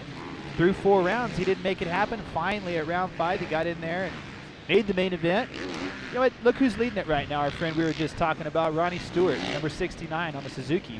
Got a 102 flat to lead the 450. And there's Killian Rusk on your screen right now. He's another hard charger that, you know, he's got the speed and what it takes to get into the main event. Local Southern California boy. Yeah, we talked about it, you know, with Ronnie Stewart when we got a chance to watch him in that free practice. You can kind of see it that, hey, he knows the opportunity that he has right now with the riders that you had mentioned. 4 top guys, you know, out of the equation right now. That equals guys like Adam Entignap to get into the main event. We saw Frederick Nguyen. He got into the main event in Oakland, didn't make it last weekend. We saw AJ Catanzaro as we're getting a chance right now with Killian Rusk out there, number 58 out there circling the track. Yeah, no, it's the pay window's open. It's time to get into the main event. And that's a big pay window. Yeah. I mean, when you get in that main event, that's where all your sponsors are, and that's where the prize money. I mean, there's prize money in the last chance race if you don't make it from 5th all the way down through. But yeah, it's a difference between filling up your van with gas, thousands of dollars, going to get a steak after the race. You know, yeah, you get a chance instead of staying at Motel 6, you can stay at the Omni or something. You know, we're talking some main big event money. guys are over here, right? So. That's good. So far, your top 5. Okay, look at Filthy Phil jumping up to the top, number 46. He's followed by Kyle Partridge with Nick Schmidt, Killian Rusk, Ronnie Stewart. That's your top 5 with 6 minutes to go in 450B qualifying number 1. Well, I talked to Phil Nicoletti. I said, hey, you're the guy now. There's no more replacement riders. Barsh is not here. You're the only guy in the Toyota Yamaha JGR race truck now, and I know that 20th you're not happy with it. I know Coy Gibbs is not happy with it. Joe Gibbs is not happy with it. You got to get that bike in the top 10. I know you can do it tonight, and we're seeing a little bit of that right now as we're seeing AJ Catanzaro now, and he's made a main event. So, you know, they're starting to trickle in, and I noticed he's on a Suzuki also this year. Yeah, he got into the main event, I believe, in Phoenix, which was huge for him. And just one of those guys on the East Coast trying to make something happen for himself. Not riding the 250, he jumps right up to the big boys. And, you know, sometimes it's tough to be competitive in that 250 class. You have to have a rocket ship motor. You know, you got to have a fast bike. These 450s, it's a little easier to get, you know, comparable horsepower out on the track. But it's tough. I mean, it's the deepest field we've seen in years. When these guys get in the main event, it's got to feel good. Absolutely. I mean, that's and you know, the guys that we talked about before, you know, the Adam Entignap. There's old Raper out there, old Devin Raper right there, and he's one of those guys trying to get into the main event there. I'm not sure if Pipes is there. Pipes is one of the guys trying to get. I don't see his number down there though, but although he might be out there. Dustin Pipes, but Alex Ray, 314. These are all guys that are trying to get into make the main event. Wow, Raper just went down there, I think. Yeah, just beyond your camera view under the hole shot sign. They're picking up the tough blocks. Hopefully he's up soon. And there's our friend Ronnie Stewart with his green shift gear. Sending some love to the troops. I'm sure his gear is going to be auctioned off. I know that his sister's in the military, and she surprised him last year when we were in Detroit. She came back from leave a little bit early and was able to see Ronnie, compete in Detroit. So that was pretty cool. As we're seeing Raper's up. Yeah. He's okay. He'll be all right. He's a tough kid. He looks okay. Yeah, the Mesa, Arizona. He's walking around. He's more probably mad at himself that he made that mistake, but. He just lost it over there. There's 2 or 3 sections on this track that if you're not careful, they'll reach up and grab you. They've grabbed Cooper Webb already. We've seen Tomac go down. You whale AJ Catanzaro going around that turn there, trying to hug the inside, not letting the open line. That is actually where you come into the first turn there, just kind of hugging the tough blocks. And now he's going to make that left-hander. He's going to jump all the way into the corner, which is huge, just that little one. Yeah. And here's the part that, can he double? Nope. And then double again, but he's not doing the step on, step off. But you notice he started from the far left and went to the far inside, not to leave that door open. We'll send some love over to Catanzaro sponsors. He lists JMR Racing, Factory Suzuki, Pickett Weaponry. Pickett Weaponry, maybe, I don't know, maybe was this guy a soldier or what? Pickett Weaponry, Phoenix Tube, Araya Helmets, and tire stickers. Well, I'm sure Pat Alexander, you mentioned Suzuki, I'm sure Pat Alexander and the boys helping him out with some sponsorship from Suzuki and that 450 Suzuki. Great to see. With Millsaps winning this on a Suzuki in 2013 and James Stewart winning this race in 2014, Suzuki can start a streak tonight. If Roczen, the guy, that we all thought was going to go in a roll after the first 3 races, and he hasn't gone on a roll. Instead, he crashed at Oakland and had a 4th place finish off the podium at Anaheim, and he was wanting to fight back. He was the fastest in qualifying, Roczen was. The first time out, we'll see what happens later. But for right now, your top 5 in 250B qualifying number 1 with 2 minutes to go. Kyle Partridge, number 199 on the Honda. He's got a minute flat lap time. Pretty fast. Your top 5 is Kyle Partridge, Nick Schmidt, Phil Nicoletti, Nick Way, and Killian Rusk. He's followed by Ronnie Stewart, Alex Ray, and then Monet there in 8th, Adam Entignap in 9th, and Frederick Narin is your top 10, rounding out your top 10. That's a minute and a half to go here in 450B qualifying. Once again, folks, everybody tuning in, please send us some pictures. Hashtag Race Day Live, hashtag Supercross on Fox. There's Mr. Cook out there rounding that first turn again. Oklahoma boy. That's right out of the first turn. You got those couple little bumps, and then you got a nice double into that left-hander after that. And folks, DC Shoes is proud to be the official footwear sponsor of Monster Energy Supercross. Defy convention with DC Shoes. And AMSOIL is the official oil of Loretta Lynn's, AMSOIL Arena Cross, and Monster Energy Supercross. It's not only the official oil, AMSOIL products have been tested in the most extreme conditions at the track and on the trail to ensure they are formulated for superior dirt bike performance. Get out front performance. Get AMSOIL. It looks like that time. There's Partridge. He dropped it under a minute there. Yeah. He put it in. 15.99. Yeah. He's hungry right now. Partridge has missed the main event the last couple weeks, and I know he wants to be in there. I think he has the talent to be in that, the main event, the top 22 guys. Well, and we talked about it earlier with that set of whoops, with that hump right kind of in the middle there. That might favor him a little bit here. I know that he'd love to get that bike into the main event. There's Raper. He's back up and going. Good to see that. I kind of jinxed Partridge last week, and I guaranteed him to make the main event with a double whoop section. Well, let's not guarantee him anymore. We're gonna Nothing's a guarantee anymore. Right. We saw that happen with Cooper Webb. He's got an 18-point lead. We're talking about him. Hey, can he win his thing? And we see him riding off holding his shoulder. Hopefully he's okay. Hey, on a very, very serious note, that's the developing story on this episode of Race Day Live. Your 18-point lead in the 250 West goes down extremely hard on a tricky rhythm section. Slow to get up, rides off the track holding his left shoulder. That's all we know at this point. It's going to be interesting to see if Cooper can get back up and see what happens there. There's my buddy Alex Ray. We're getting a chance to watch him as he comes over the Monster Energy finish line. You'll see the checkered flag there. That's it for Alex Ray. He's done. He's going to go back, take a little bit of a break. Get hydrated. It's hot out there. It's hot here on the set. Right here. But he'll get ready to go, and then the Feld dirt crew, they're going to go out there during the intermission and get this track whipped back into shape again. All coming up on Fox Sports 1 tonight. It's going to be another awesome show with Ralph and Jeff and Jenny Taft. It's been a great season so far. 4 winners and 5 races. Round 6, here we are. We're fixing to leave California and see where these 2 championships are shaking out before we start a whole new championship with the 250 East. And something else you mentioned with that Fox Sports 1 broadcast, I really like that they have here in Petco Park the Spider Cam. I really enjoy those shots. It's awesome. It's a lot of work to set up that camera with all the cables and things like that, but I mean, it's such a beautiful shot. And folks, if you want to win, MMI and AMSOIL teamed up to give you a chance to win a replica of Kevin Windham's Honda CRF 450R Supercross bike. Go to www.winkevinsbike.com for your chance to win. MMI, the official technical institute of Monster Energy Supercross. It's cool. Every week we meet a new guy that's come through the MMI program, from either from Arizona or from Orlando, and see those guys come out of a cool program like that, go right to a factory team and be on the podium, winning races, getting $1,000 checks handed out. That's cool. It's a lot of opportunity for you guys. If you're not a racer, become a mechanic, become a part of the show. Well, hopefully these guys can become part of the show in this 450C class here.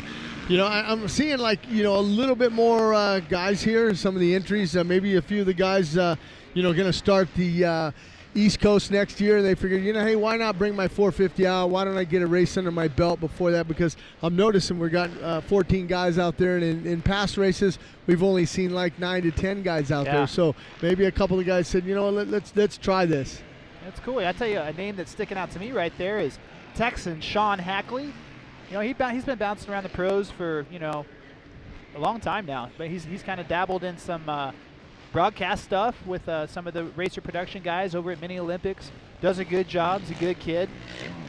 Well, Sean Hackley on the Husaberg there. The Husqvarna, excuse me. And one of the guys that I talked about, Dustin Pipes, 181, he's out there, and I thought he was in that B practice. We were looking for him, but obviously he's in that C practice, and that's one of the privateers, from Northern California, the Fresno area, trying to, get in here and make his first main event of his career in that 450 class. See a couple of the other guys out there. White's out there, Pulley, Ward, Crapel. Those are some of the guys out there that are just trying to make that 40 fastest field out there. And some of these guys will get a chance to do it. You're seeing Michael Caden right now out there circulating the track here at Petco Park. He's from Louisville, Kentucky. Storm Lake Honda is his sponsor. Buddy Brooks Racing, Ty Lube, Fly Racing, Tom Zont Racing, and Works Connection. That's Michael Caden. Yeah, he's probably happy to be out here. I don't know if I'd want to be in Kentucky right now with this beautiful sunshine we have here. Hey, come out here. Better. You're a professional rider. Come on out here and race. It's a beautiful day here at Petco Park in San Diego. Sun's beating down. Track's good. I bet you that Kentucky guy's having a good time out there. Some other fast kids from Kentucky, the Hayden brothers. Yeah, you think? Nicky Hayden, Roger Lee Hayden. How many of them are there? 3. Tommy. Tommy. Miss Tommy. I think Tommy's the oldest, if I'm not mistaken.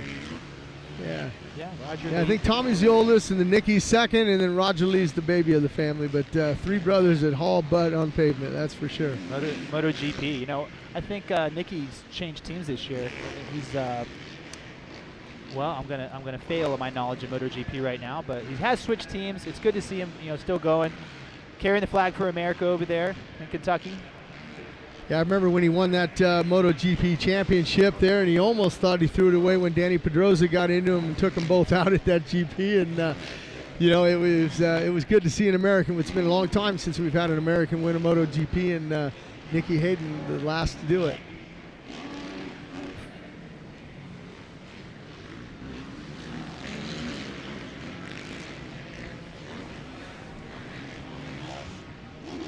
Todd Caldwell. 671 there. That is Todd Caldwell. Comes to us from Tustin, California. He lists Mid-Cities Honda, Fox, Atlas, DT1, Magic Graphics, and EKS brand goggles as his sponsors. There is 187. Dylan Bauer from Spring Creek, Nevada. Out there trying to make it into the top 40. Get into the show, man. Let's go, Dylan. Bauer, you can make it in there. Just twist that throttle a little bit harder. Track's as good as it's going to get right now. It's not broken down too much. He's actually sitting third, Bauer, right now. Third in the points, a 105 for him, so that's pretty good for him. Fastest so far is Dustin Pipes from Madera, California. Doesn't have any sponsors listed, but I know he's his the mom and fastest dad guy help right him now. out and stuff. I see his dad there all the time, but it's good to see Dustin Pipes up on top of that leaderboard right there. Seeing some of our guests starting to flow in here and getting back up there. Alex Martin there, Michael Leib. Gonna be fun to talk to these guys, yeah. And your top 5 is Pipes, followed by, looks like Bueller, Fitch, Bauer, Lind. That's your top 5. 542 is Johnny Bueller from Danuba, California. Yeah, we just got... where's Hackley at? Let's come over there. 509 left in this practice here, so we got He's a little second bit of time. fastest, Sean Hackley is. How about that? Yeah, Hackley's been one of those guys that, been around the sport a few years. I know he rode the 250. It's good to see him in that 450 this year in 2015, and he's still looking for his first main in the 450 class. And thanks everybody for tuning in so far. We're glad to have you on the show. Thank you for watching Race Day Live. All you soldiers out there, hope you're having a great afternoon. It's Saturday. Got a beautiful day here at Petco Park for you. Everybody at home, send in some pictures. Let's update the front page of our website. See your smiling face on there. Hashtag Race Day Live, hashtag Supercross on Fox, hashtag Who's Next. We'll have our social media team searching those hashtags, and we'll take the coolest, funniest photos. Funniest ones. I like funny photos. Who doesn't like funny photos? I like the guys in the living room with the full-on gear. Yeah. That never ceases to get a chuckle out of me. I like the guys that have the motorcycles in their living room and they fire them up and they're burning the tire out. Yeah. I've seen some of those. I think I've actually done that. But we didn't post them, though. I've seen that. I thought the house was on fire. My buddy sent me one. So we're seeing Pulley there, 608, getting back up. David Pulley there, and he probably got a good shot of it with that GoPro camera. He can probably go back and download it on his computer and say, oh, that's what happened.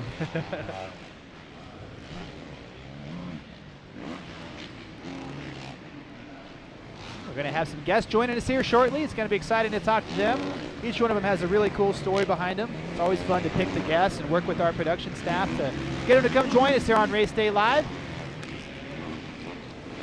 Once again, this is Military Appreciation Night. I want to thank all the soldiers, forward and abroad, all of them. Thank you. 450C qualifying. There are 3 minutes left to go here. It's still Pipes, followed by Hackley, Acaden, Bauer, Bueller, and Lind. Lind's in 6.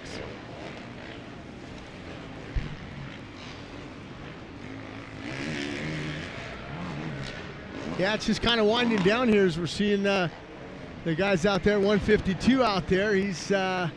That's going to be Hackley there, sitting second in the qualifying position, but a good ride for Sean Hackley.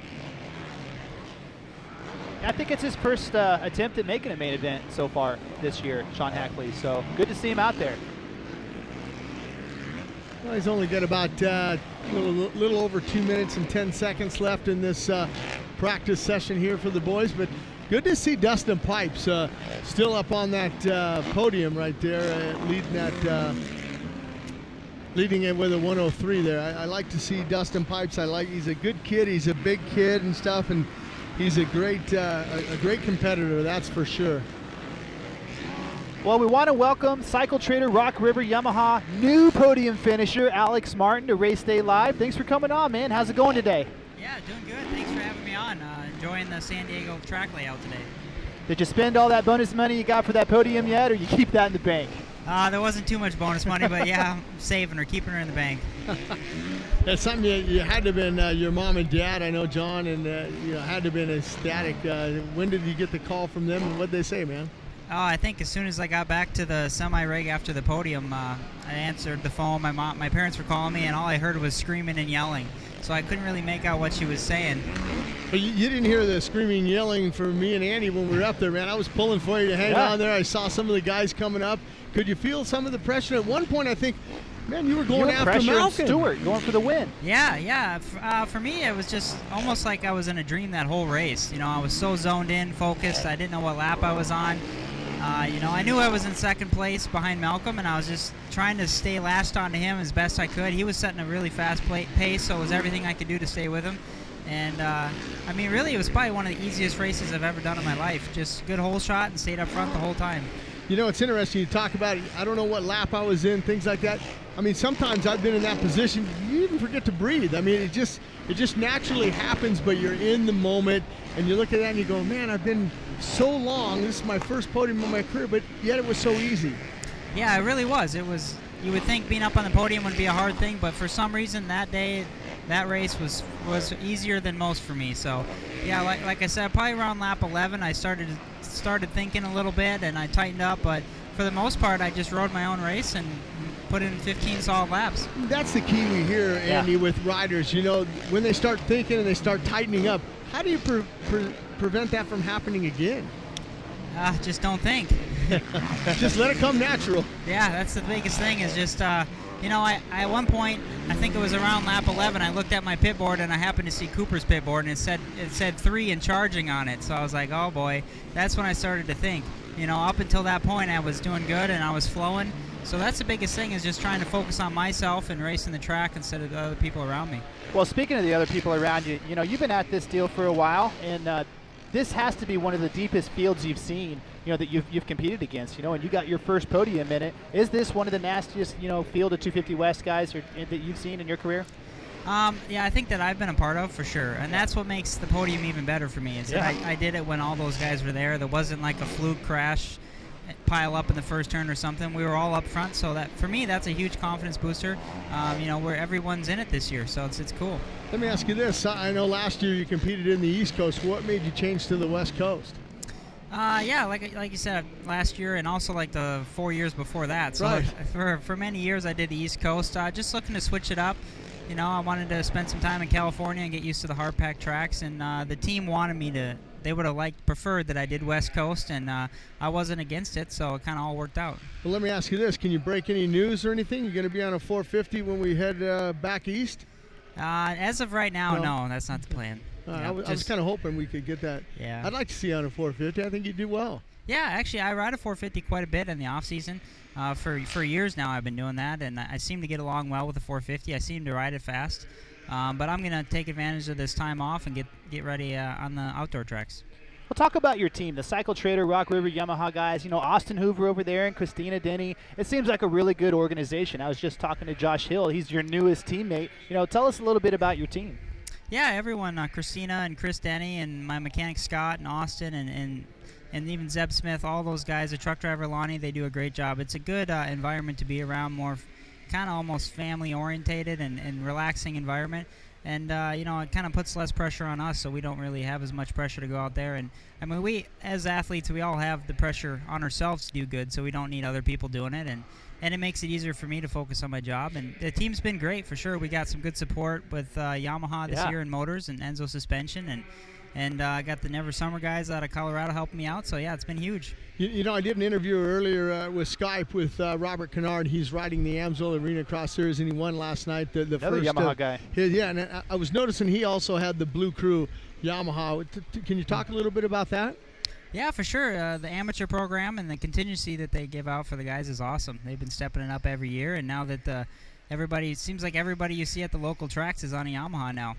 It's still called as we hear us now, we're on the big screen here at PETCO Park. We want to welcome everybody into Race Day Live, and I hope you're enjoying today. We're enjoying the beautiful sunshine, and we have Alex Martin up here on here. But Alex, I got to ask you that they still have the YZ Buck program for. I mean, I'm dating myself back when they started that, but they still have a good contingency program, Yamaha. Oh, absolutely. You know, even us the pro Supercross guys out here have a contingency program. You just sign up for the program and go racing and get some money. It's awesome. Even at the amateur level, they have a great package for everyone. So, yeah, it's definitely one of the best. Well, we're having a great day here at Petco Park, and we got people coming from downtown to watch the practices and stuff. Alex, how is the track today? Is it working into your favor? Do you like it out there? What's it like? Yeah, I actually just got done with our first practice. It was timed, and definitely put some water down. It's really ruddy, but actually overall, I'm liking the track for sure. I think it's gonna shape up to be a great racetrack tonight. We've talked about it, Annie and I, on the show, and we did a little thing. Are you a fan of when you run it down into the first turn, that right-hander?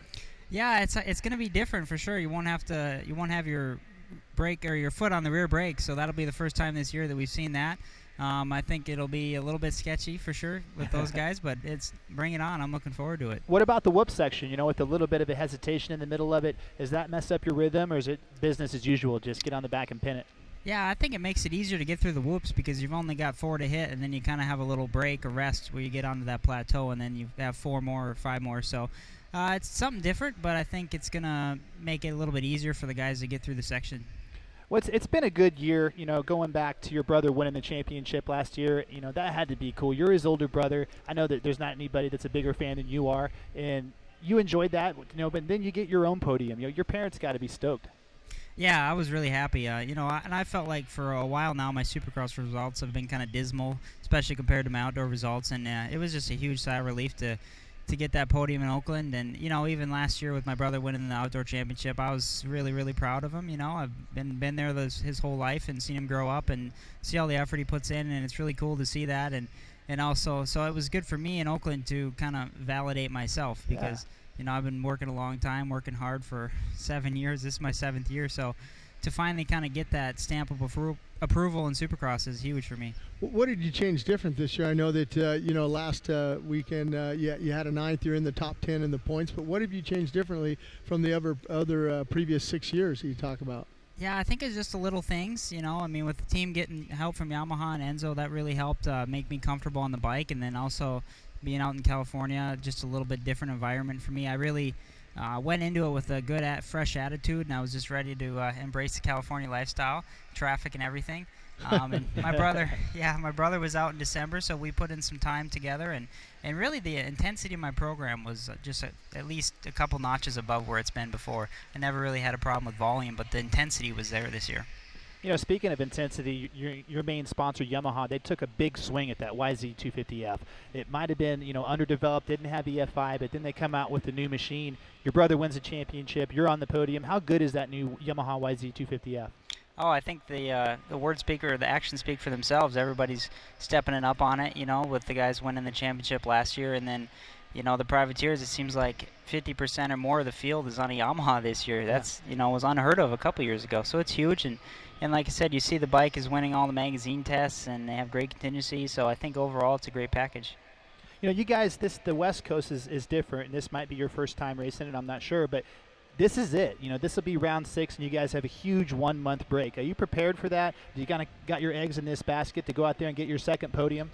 Oh, absolutely. I want to, you know, finish off this before we go on the break on a strong note, on a high note, and put in a good result. I'm looking to back up my podium from Oakland for sure. Confidence has got to feel good. You know, confidence is, like you said, you weren't even thinking about it when you're out there challenging for the lead. You got to carry some of that into this here at Petco Park tonight and just get the start. Who needs the rear brake?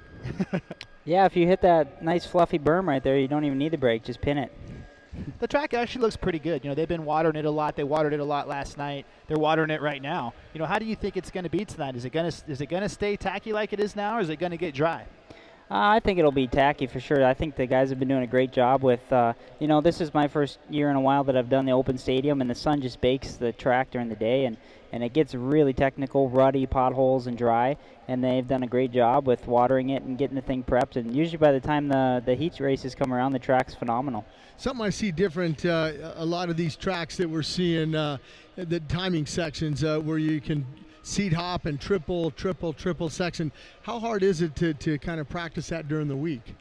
Yeah, it's tough for sure. Every track we go to, no one's ever raced it before, so you, I mean, you kind of just take your experience over the years and just try and seat balance the stuff that's tough and get over it, yeah.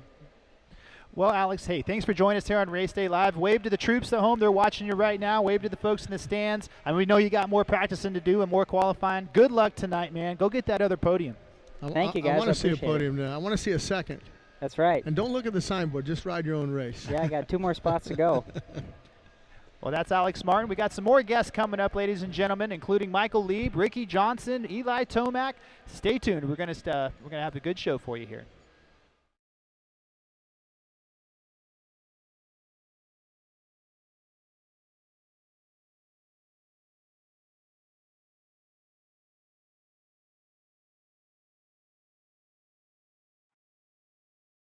And welcome back to Race Day Live on supercrosslive.com.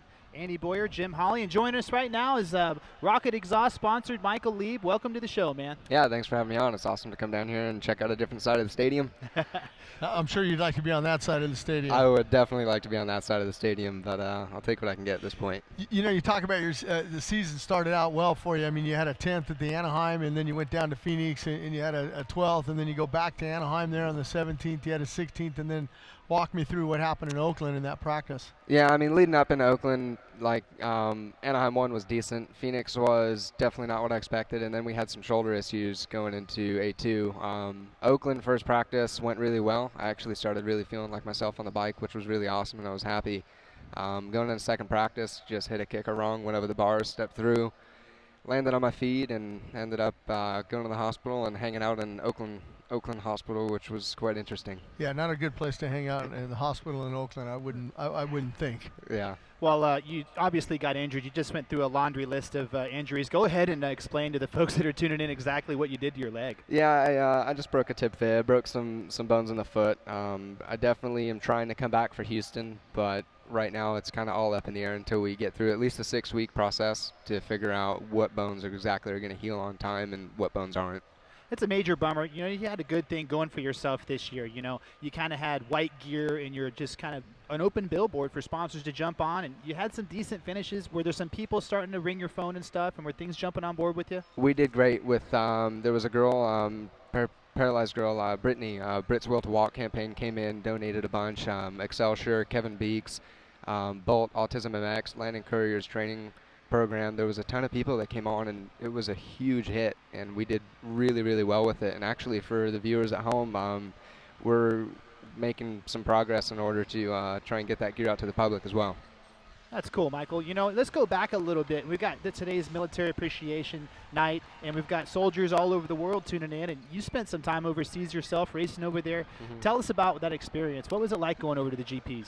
Going over to the GPs was fun. I mean, you know, I learned a lot. I can speak a different language, and I got to go to 22 different countries by the time I was 21. I mean, how many people get to say that in a lifetime?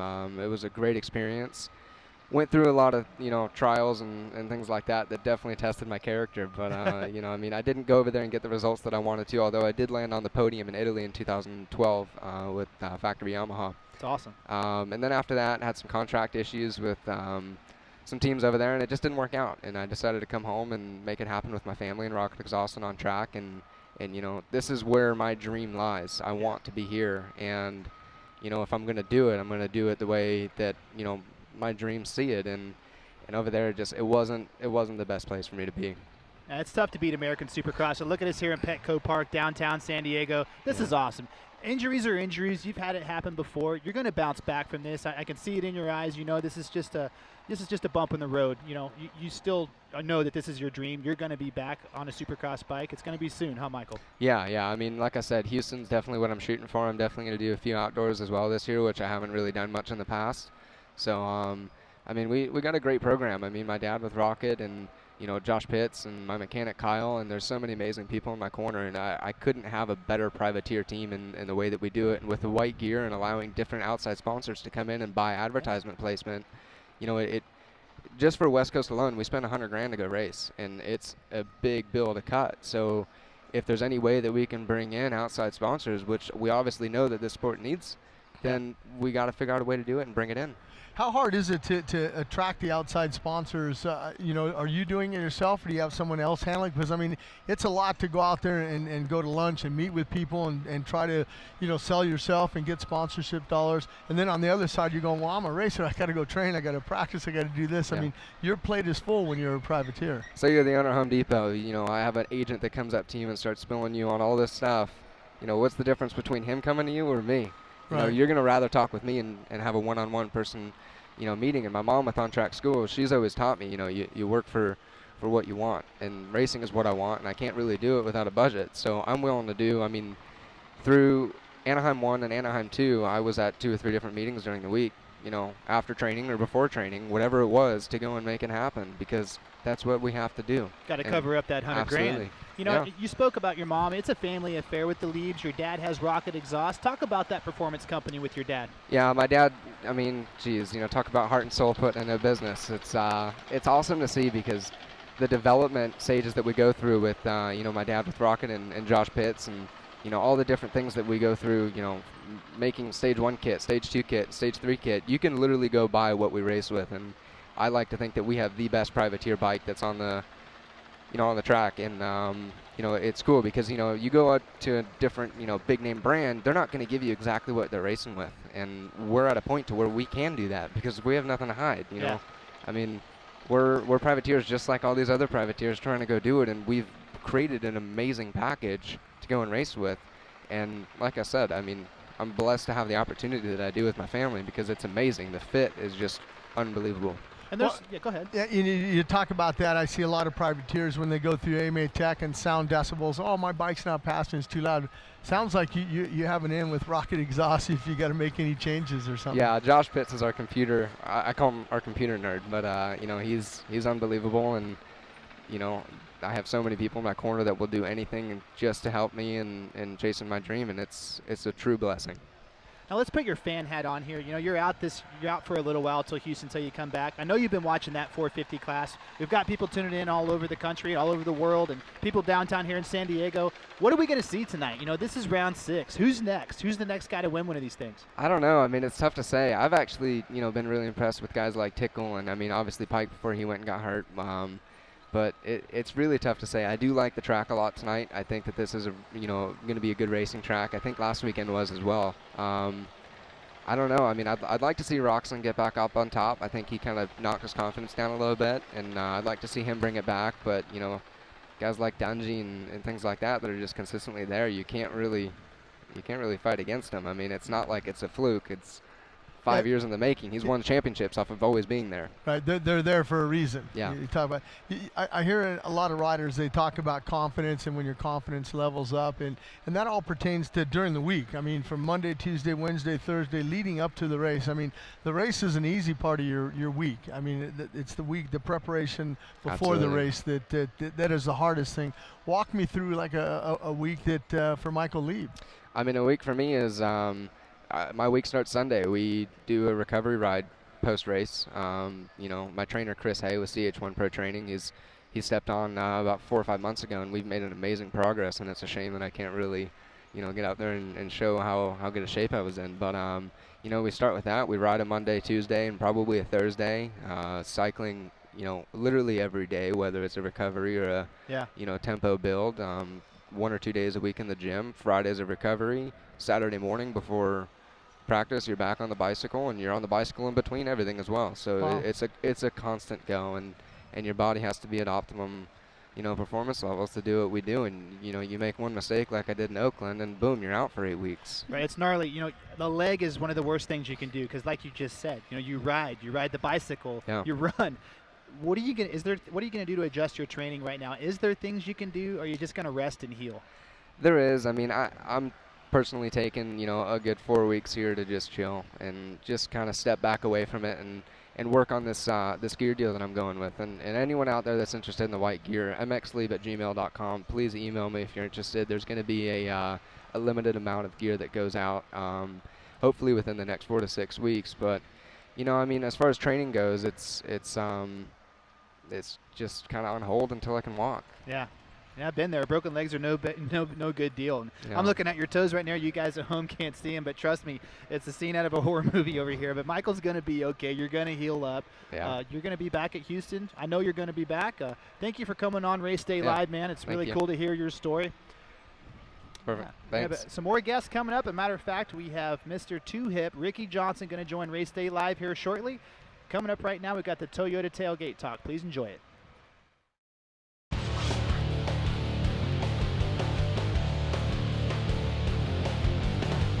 Jim Holly, Race Day Live, presented by Amsoil. Well, welcome to this week's Toyota Tailgate Talk. We got a special thing, the 2014 Baja 1000 stock class winner, this Toyota Tundra behind me, and right next to me, Paul Dolschel from Toyota. What do you do at Toyota exactly? Motorsports marketing manager, so handle NASCAR, NHRA, and whatever else comes along. Paul, a lot of guys are driving this thing. It takes 3 guys. You had Andy Bell, Jamie Beswick, and you had Ryan Millen driving this Toyota Tundra. And not only after the race, after they won, they drove this thing back on the regular I-5, back to, in the 405, back down to Torrance to Toyota. Yeah, you don't need trailers when you got a Toyota truck. You just drive it. So this thing saw a lot of action down there, obviously, as you can tell from the side, getting hung up on another truck that was stuck in some silt. But the guys did great with it. We're very proud of them. And going down to Baja and really, showing what Toyota trucks, the heritage that we've had in Baja was fantastic. Well, you talk about that heritage. I know myself, Ivan Stewart, a friend of mine, he's won numerous championships, well over, I think, 22 championships in Baja down there with Toyota trucks. A little bit of a hiatus, but you guys made a statement here with this one. Yeah, and Ivan was involved with the development of this program, and that guy is still a rock. I mean, for as long as Ivan's been around and doing this, he's still the man when it comes to off-road. This is a nice fit with the Party in the Pits with Supercross to display the winning truck here. You got all these fans that come around and take a look at this thing. Toyota's got to be happy. No, we are. Supercross is great. The involvement and the action that goes on in the pits, and the fans down here are fantastic, and a lot of Toyota product around here for everybody to enjoy. Something I like when I go to Toyota, I show them my Toyota key, and I get a chance. I go in there, I get a hot dog, I get a meal. Yeah. My family can relax and stuff, because you need to relax sometimes at these Party in the Pits. Yeah, a lot of times, we have a lot of our racing events. We'll have special things for Toyota owners. You just show a key, and you'll get something above and beyond what a normal family would get. And but we're always looking for more Toyota family to come in and enjoy those things at tracks. So get out and buy a Toyota. And next weekend, we're going to San Diego, a little bit south of here, Petco Park, where the Padres play. First time there. I know you're going to have this truck on display, and you're going to have some of the drivers signing autographs. Yeah, come on down, see it, and take a look at that and get some autographs for the boys. It's amazing. I still can't get it. There's no mirror on the other side, but hey, when you're winning these things, you don't need to look who's behind you. No. You're out front. Just lead the pack, best way to be. All right, well, you heard it from Paul, man. That's it for this week's Toyota Tailgate Talk. Make sure you check us out. Race Day Live on supercrosslive.com.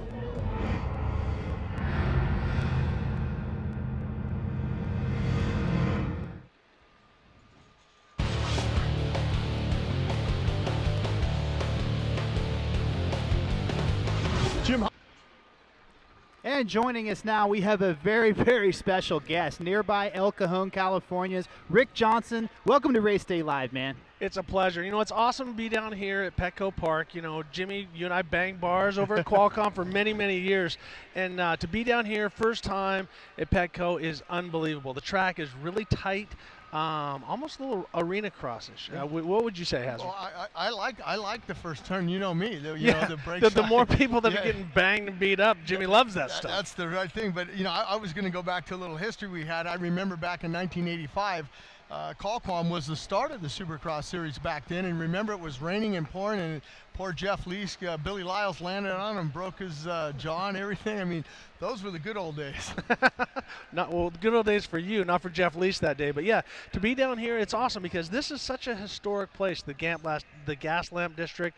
Everyone's coming down here. I've been watching people on Instagram and tweeting and stuff like that. They're taking the train down, so it's a completely different environment. A lot like not Pontiac, but Detroit. It's got that downtown feel, and so everyone's making a weekend out of it. They're not just coming in, tailgating, and taking off. A lot of people are coming down here and staying and enjoying San Diego, which obviously awesome. You guys have. I'm sweating. I got to get suntan on my neck. You need some sunscreen. But it's yeah, beautiful awesome. Down here, though. Yeah, can't complain. We're not in New York freezing our butts off right now. Now, keep talking about San Diego, Rick. You won this race 3 times, I believe. You wrapped up your awesome, the 4th most winning rider ever in history here in San Diego. Do you remember that moment? Do you remember when it was like, okay, this is it? Yeah, what happened was I had my last Supercross race was at Qualcomm at San Diego Stadium in 1991. I had my injury in '89, then suffered through it, and really was never the same. But I crashed really hard in practice, and then came out and I think I got in top 10 or something like that. So it wasn't very stellar because where I was strong, I was bigger. I was 185 pounds. I'm a lot bigger than that now, but I was 185 pounds. I could muscle my way through things. I could over jump stuff. Well, with my wrist being the way it was, I was just kind of average. So the one advantage that I had was taken away. Then what happened was I landed in a practice situation, my throttle stuck, and I thought, uh-oh, man, I got a problem. And it was my hand that was letting go and regripping. And at that point, I realized I don't want to be that guy that's hanging out and always trying to get better and better and better. And I saw like 8 doctors all around the world. They all said the same thing. So I hung it up actually in Daytona. I missed Atlanta, went to Daytona, announced my retirement. But San Diego was where I had my last Supercross. I wore a Charger helmet. It was a cool, it was a cool memory, and I remember that. And I got that actually in my living room right now. And I look at it and it's a bittersweet deal. It was the end of my career, but it opened up a lot more doors for me. You know, let's speak about some of those new doors that it opened up for you. You know, just most recently, the guy that you're working with now, Blake Baggett, got the whole shot last weekend, led some laps. How did that feel for you? I'll be honest with you, it's very, very gratifying. You know, because and Jimmy knows, because you've worked with so many different. Jimmy done a lot of work with the Japanese riders. They come over, he would go over there. He's quite fluent in Japanese, if everyone didn't know that. But he works with a lot of different guys from that side of the sea. And I've offered to a lot of the different riders, hey, can I help you? And I kind of get the, hey, thanks, Mr. Johnson, but you know this is 2000. You raced Supercross in '86. It's a lot different now. But as Jimmy and everybody knows, you know, being a racer and being competitive, you watch everything. I watch what James Stewart does. I watch what Chad Reed does, and I analyze it and I feel what they're doing. And Mike Webb was the first one to say, hey, we want to help Blake a little bit on starts. Can you come out and watch him? And we sort of started a little bit of transformation with him, how he's riding his corners, how he's doing everything, because it's different now. Going from, he grew up on 80s, then 125s, all carbureted, bogging, you have to keep them revved up. Then he was on 250Fs where you got to run them really hard to keep them high in the horsepower range. Now going to a 450 that has so much torque, fuel injected, and just so much horsepower, he doesn't have to blast the clutch. And so we've smoothed him out, and he just goes faster and faster. And I have to say, his mother, father, sister, the whole team over there, with Rob with RG3, Showa, and Mike Webb, I'm really impressed with the balance. Everybody's willing to work with each other, and it's a pleasure to be part of it, because to watch him just make these leaps and bounds is awesome. Well, Rick, something else, though, in San Diego, it's Military Appreciation Night here in San Diego, PETCO Park, but you work with a lot of military guys. Can you let us in on a little of that, on what you're doing there? Yeah, well, it was great, because one of the guys from one of the special forces, what I can say is I work with military special forces, some Navy, some Army, and different guys from over the seas, some of the allies. And it's been awesome, because I can take everything that I've learned from riding trails to racing desert and Baja to recovery to how to chase a guy, and how to crash a guy, how to keep from getting crashed. So I get to take everything that I've got to do in this wonderful country and give it back to those guys, because these warriors are just, they're unbelievable. They're smart thinkers. They're a lot like racers, very ADD, a lot of things going on, but they can handle all that. The more you throw at them, the more that they can take in, and the more that they can actually put towards whatever they're doing. Yeah. So it's just a great honor, because I never served. I think both of our fathers did. My dad was in the Navy in the Korean War, and so I never served because I spent my whole time racing. So now, take what I learned from there to give back to our warriors is awesome. Well, something else too. I mean, tell them how to clean the air filter and all that kind of stuff, and adjust the chain and all the stuff that our dads made us do. Exactly. When we were kids. That's half the battle when you learn how to ride a motorcycle. Hey, you got to learn how to work on the thing also. Yeah. So we go through a maintenance program with them, and we work with them on UTVs, motorcycles, some of the different vehicles, and then also just the flat out driving cars. You know, when it comes to car control, some of the stuff Jimmy and I both do some different stunts in a lot of different things, commercials and stuff.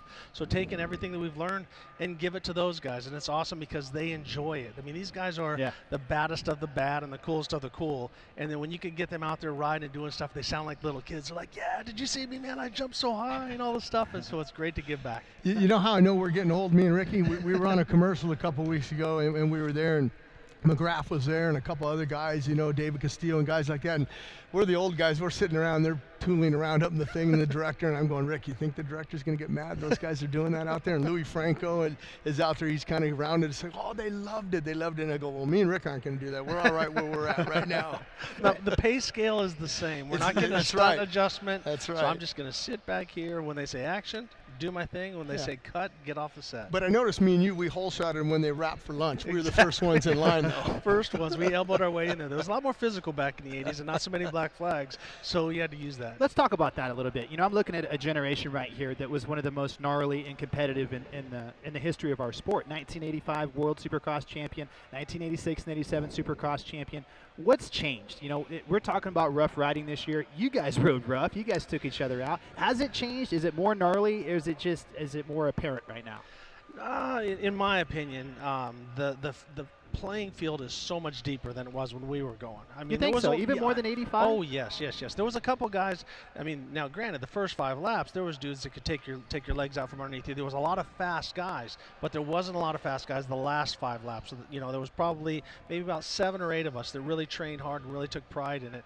And then also the bikes were a lot different. You know, the factory bikes versus the production bikes versus Honda's one year versus Kawasaki's. Everybody kind of jumped around on which bike was the best at the time, but it was more physical, like rubbing in elbows and stuff like that.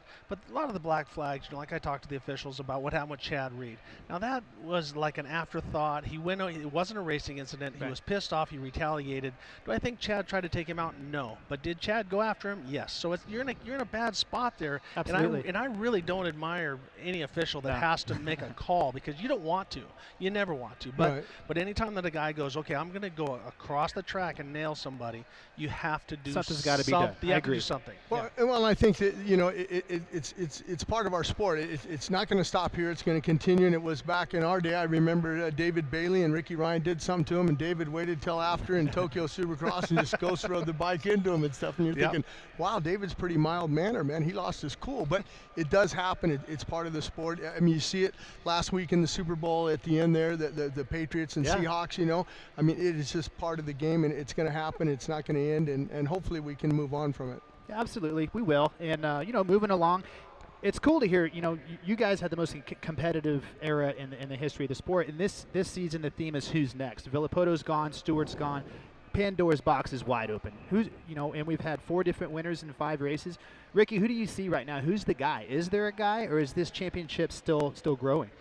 I think, if I had to put my money on one guy, I'd hate to say it, but it's the old guy, Dungey. He's there week after week after week after week. We see Tomac up, Tomac down. We see Roczen up, Roczen down. Now, do I think those guys are unbelievable? Yes. I think they just have to go through a mental transition to realize I'm the man, and it doesn't matter if I make a little mistake here or there. I have to constantly be driving forward. And it seems like that happens to a young champion. They're very emotionally up and down and up and down. And you see Ryan Dungey, it doesn't matter if he gets passed by 2 or 3 guys.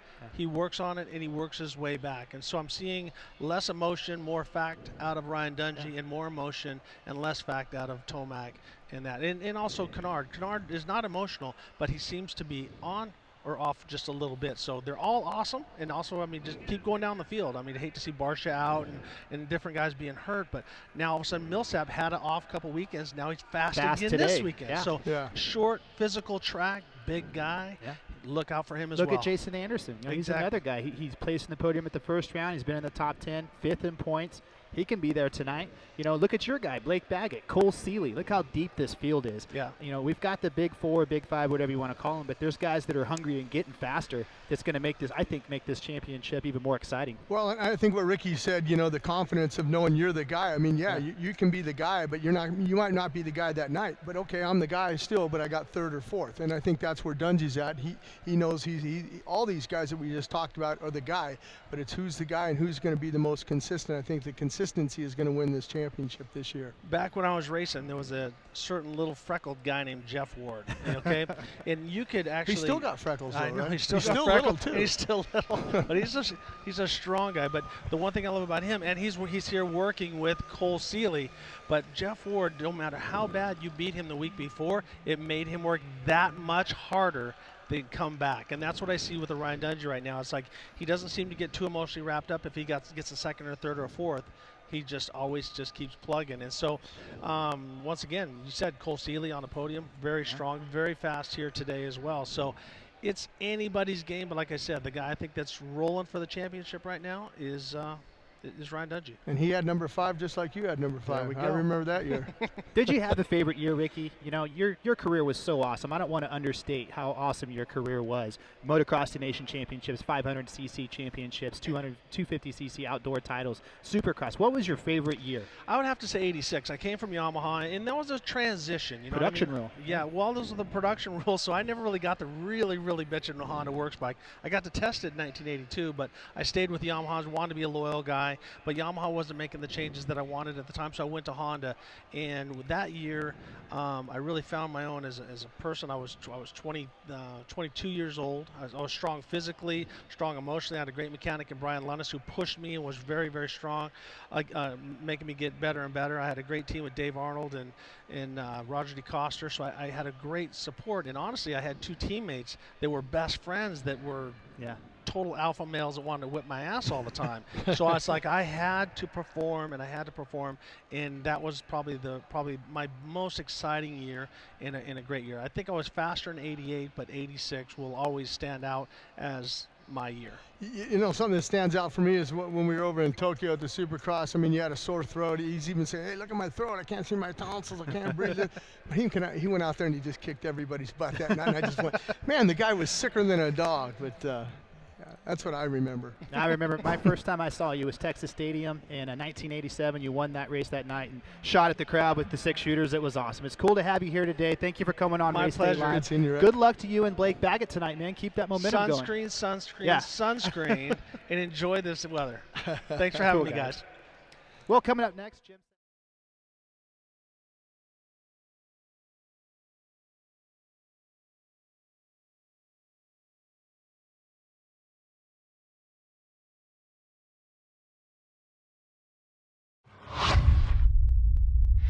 Hey, what's up, guys? This is Ken Roczen, riding for Soaring Eagle Jimmy John Suzuki Factory Racing Team, and you're watching Race Day Live.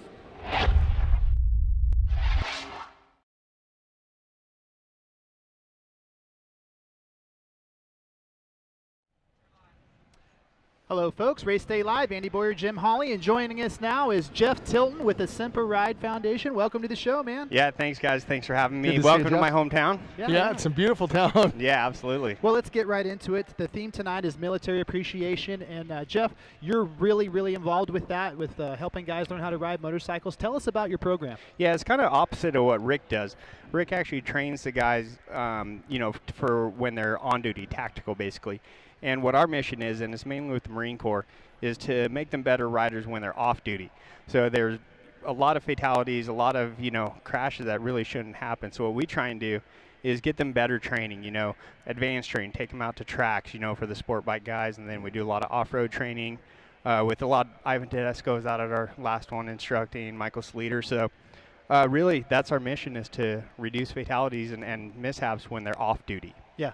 Yeah, it's cool. Tell us about these soldiers that are coming back. You know, these guys are big moto heads. They like the street bikes. They like dirt bikes. Do they have a preference? Do you see those guys buying one more than the other?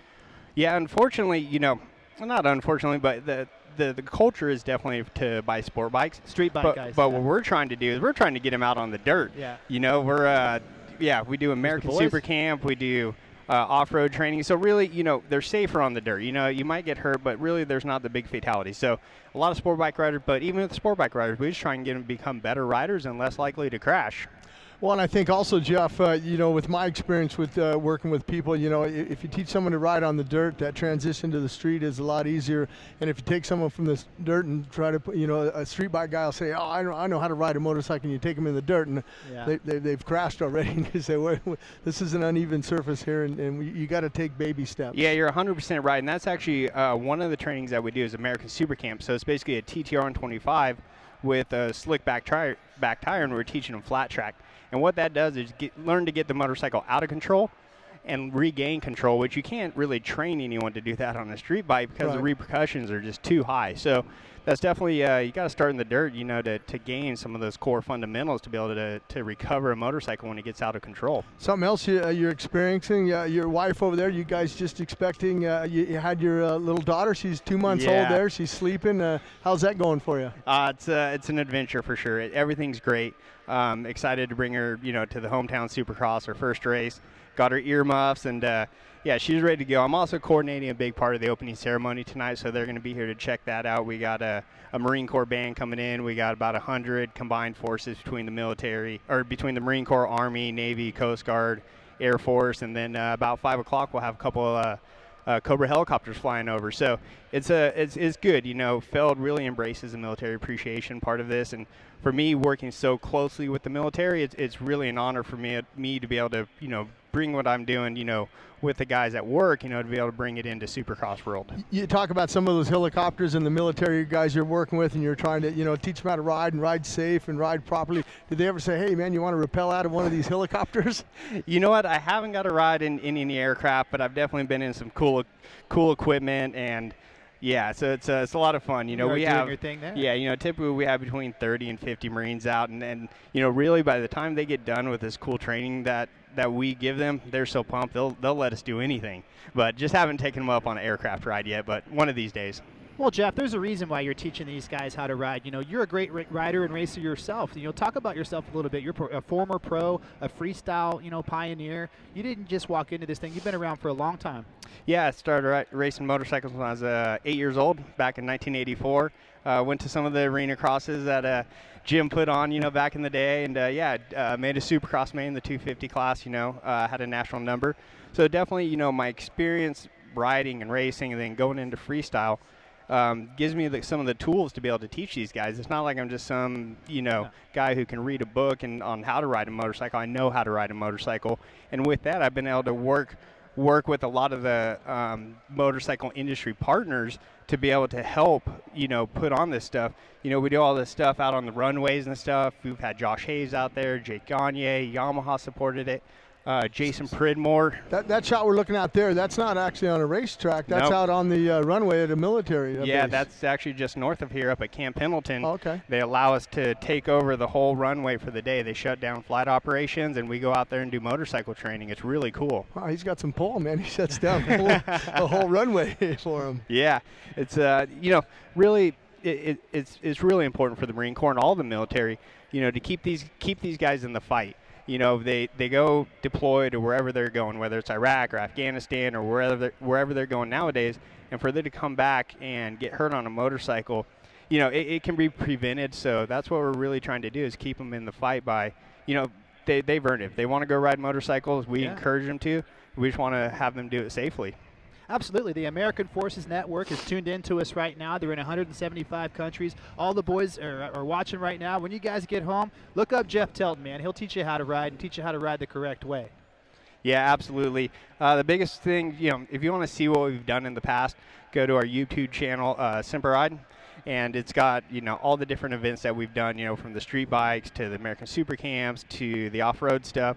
And again, you know, I got to thank the motorcycle industry for supporting what we do. You know, we've had pretty much every top pro involved in this in one way or the other. Everyone from Jeremy McGrath to James Stewart to Trey Canard. So it's you know, very heartfelt that these guys support what I'm doing to support the military. Absolutely, man. Well, put your fan hat on here. Who's it going to be tonight? This is round 6. We're fixing to leave California. We've had 4 different winners in 5 weeks. Who's going to be tonight in San Diego? Well, I'm going to go just because he treated me really well when we did some stuff from the Marine Corps. I offered him some money to come out and do a public service announcement, Trey Canard. Yeah. He turned it down. He goes, no, man, it's for the Marine Corps. You don't have to pay me nothing. So I think the good karma is going to carry over and propel Trey to a win tonight. Good choice. Yeah. And Trey looks good. I know his lap times are pretty competitive, but you know, I'm one of those guys where, hey, if you qualify 4th or 5th, it doesn't matter. You're still eligible to win here.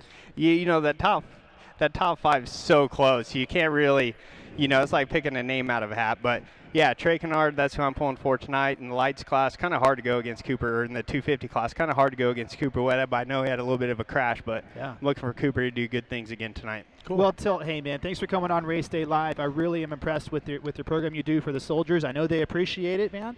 Coming up next, we got some highlights from last week's 450 main event. And Eli Tomac coming up soon, too.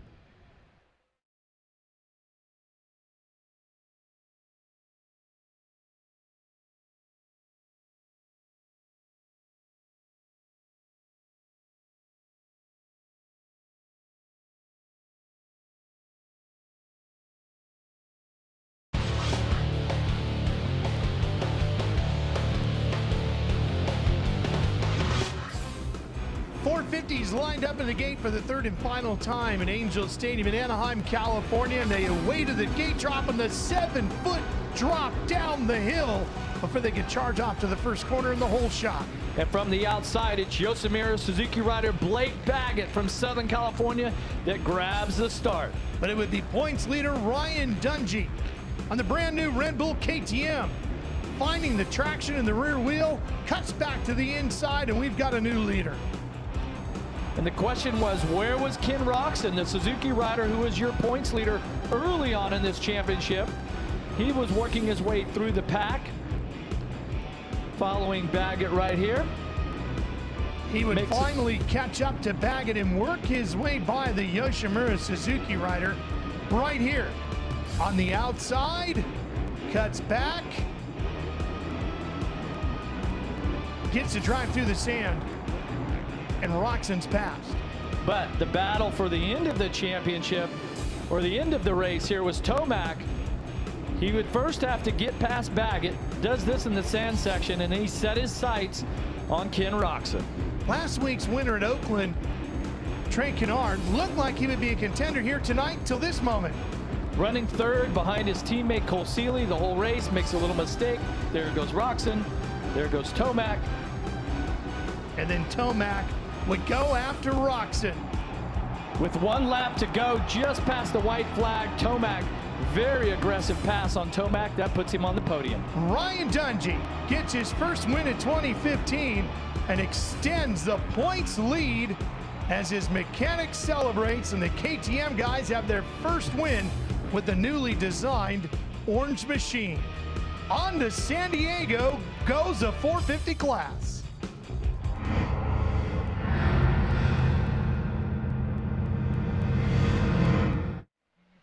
And joining us right now is Geico Honda's Eli Tomac. Welcome to the show, man. Yeah, thanks for having me on. And yeah, for me, it's pretty cool to be here at a new stadium, you know, like a place like PETCO, and you know, maybe we can go out there and get another win tonight. Absolutely, yeah. How do you like the track, though? I mean, you had a chance, you were out there for the free practice, you got a chance in that time practice, your times were good. Do you like the track? Yeah, it's a little bit tighter feeling than the Anaheim track we had last week, but that's the way things go, and that's not a problem at all. It's just different. So for me, I need to go out there and nail a couple triples that I missed there during that first time practice, and I think I should be right up towards the front. You know, personally looking at the track, I saw some switchback sections, and they kind of reminded me of a place that you've done pretty well at this year. It kind of reminded me of Phoenix. You know, let's go back there, and does that kind of remind you of Phoenix? And that was a big night for your career. That was your first win. Yeah, that whole night just really clicked for me. I mean, from practice, you know, I was top qualifier there, and I won my heat race, and obviously I had a good battle in the main, so if I can do that again, that's great. Yeah. We talked about it off camera, Andy and I got a chance in Phoenix. I was watching you, we were there, and how huge is it to go out there and for press day and get a chance to kind of ride the track? I know that one right-hander where you tripled out of it, and you know, it just seemed like that helped you get your first win in the 450 class. Yeah, I mean, those days do help, you know. I mean, you're obviously limited to them, but anytime you get to have more experience on a section or a jump or a whoop section, you know, it's always going to help you. Well, you got to feel good. You know, let's go back to Anaheim 1 last year as a major bummer. Your Supercross season was basically over in the first heat race.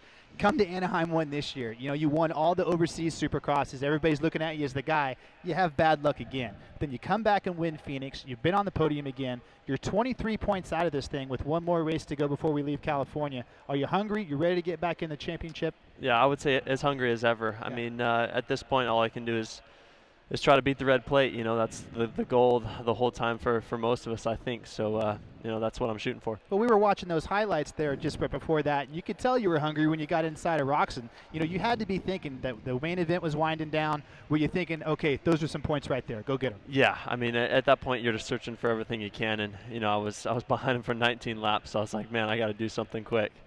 That's awesome. Well, of course, our theme tonight is Military Appreciation Night here at PETCO Park in San Diego. And, you know, getting close to home with you, your brother is in the Air Force. He's a captain, right? Tell us about that. Yeah. My brother, Greg Oswald, he's a captain in the Air Force. So it's awesome for him to come out here and support us, and, you know, and for him just to have some time off to visit the family. So, yeah, anytime with him's great. Well, you mentioned your brother. Do you ever get a chance to go up there in one of those planes with him? No, I haven't had the time. I mean, both of us are so busy in our lives right now. It's tough to actually really see each other, you know. Something else that people don't know that are listening in and watching this video all over the world, American Forces Network, you're an avid hunter. I mean, you'll go out in the sticks and you'll be out there a week at a time to clear your mind and just throw a backpack and a tent, and that's it. Yeah, that's just me. I'm an outdoorsy Colorado guy, and I do archery hunt. That's my thing, in my time off. So it's always good fun. It's been a tough season. It's got to be exciting to be a part of it. You're one of the 4th different winners we've had in five races. This is round number 6. We're fixing to head to the East Coast. Are you looking forward to getting to the East Coast on some different dirt? I actually get along with the West Coast just because I raced all my 250 series on it. But I do enjoy the East Coast dirt. It's a little bit softer, gets a little bit more ruddy, a little bit just different style, you could say. So I'm somewhat looking forward to it. But you've had success here before in San Diego. I mean, in the 250 class, I believe in 13 you won and 11. So you've got a couple wins under your belt in the 250 class here. You're a little bit used to this dirt. It's the same dirt that they had at Qualcomm. They just moved it over here at PETCO Park. Yeah, it has treated me well, with those 2 wins. So to get a 450 win would be as good as it gets. 2 years ago, you had all the contracts on the table. Everybody was looking at you to be the guy. And instead of, you could have gone a lot of different directions, you stayed home with Geico Honda. Tell us about your team. What were some of the reasons that kept you there? I mean, it's just the step into the 450 class is so huge that it's, sometimes it's best just to feel where you're comfortable, and the guys on the team and just how the motorcycle really works. So, it's, a lot of people think it is just the same size of motorcycle, but it's a whole new animal when you get that bigger engine under you. You guys, the Honda guys, you had 3 in the top 5 last weekend. The Hondas have really turned the corner, it seems like. Does it feel like a better bike for you this year? Is everything working the way you want it to be on that 450 CR? Yeah, I would say the page has definitely turned for us, for the Honda bike. So, with a few wins, and hopefully a few more to come, I think it's all looking uphill from here. Absolutely. Well, hey, man, it's going to be a quick interview here. Thanks for coming on the show on Race Day Live. Good luck tonight. Congratulations on that first win, and go get another one here in Petco Park. All right. See you later. Cool. Jim sat down with some arena cross guys, and here's his interview.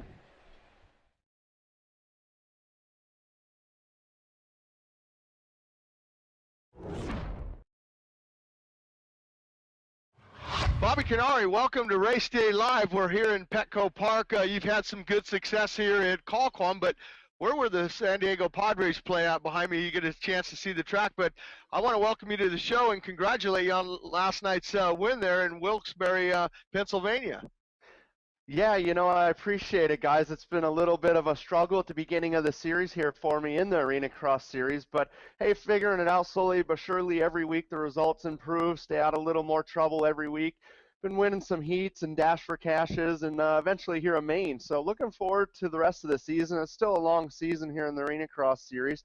And, man, a lot more racing to be done. I'm looking forward to it. I feel like best is yet to come, and we're just getting better every week. The thing about it, we always say in Supercross, the Monster Energy Supercross here, that who's next, but it's also who's next over there in the AMSOIL Arena Cross Series with Tyler Bowers coming to Supercross full-time. I mean, there's a plethora of guys that are winning over there. I mean, Jacob Hayes, you got Kyle Rigo over there on the Husky, you got Matt Gerke, and I noticed Matt Gerke hasn't won one yet either. Yeah, there's a lot of big names in this series. It's a growing series. I think AMSOIL, everyone's been doing a great job with this series, blowing it up. It's a great event. If you've never been to one, to come check it out, man. The stands have been packed and sold out almost every single event.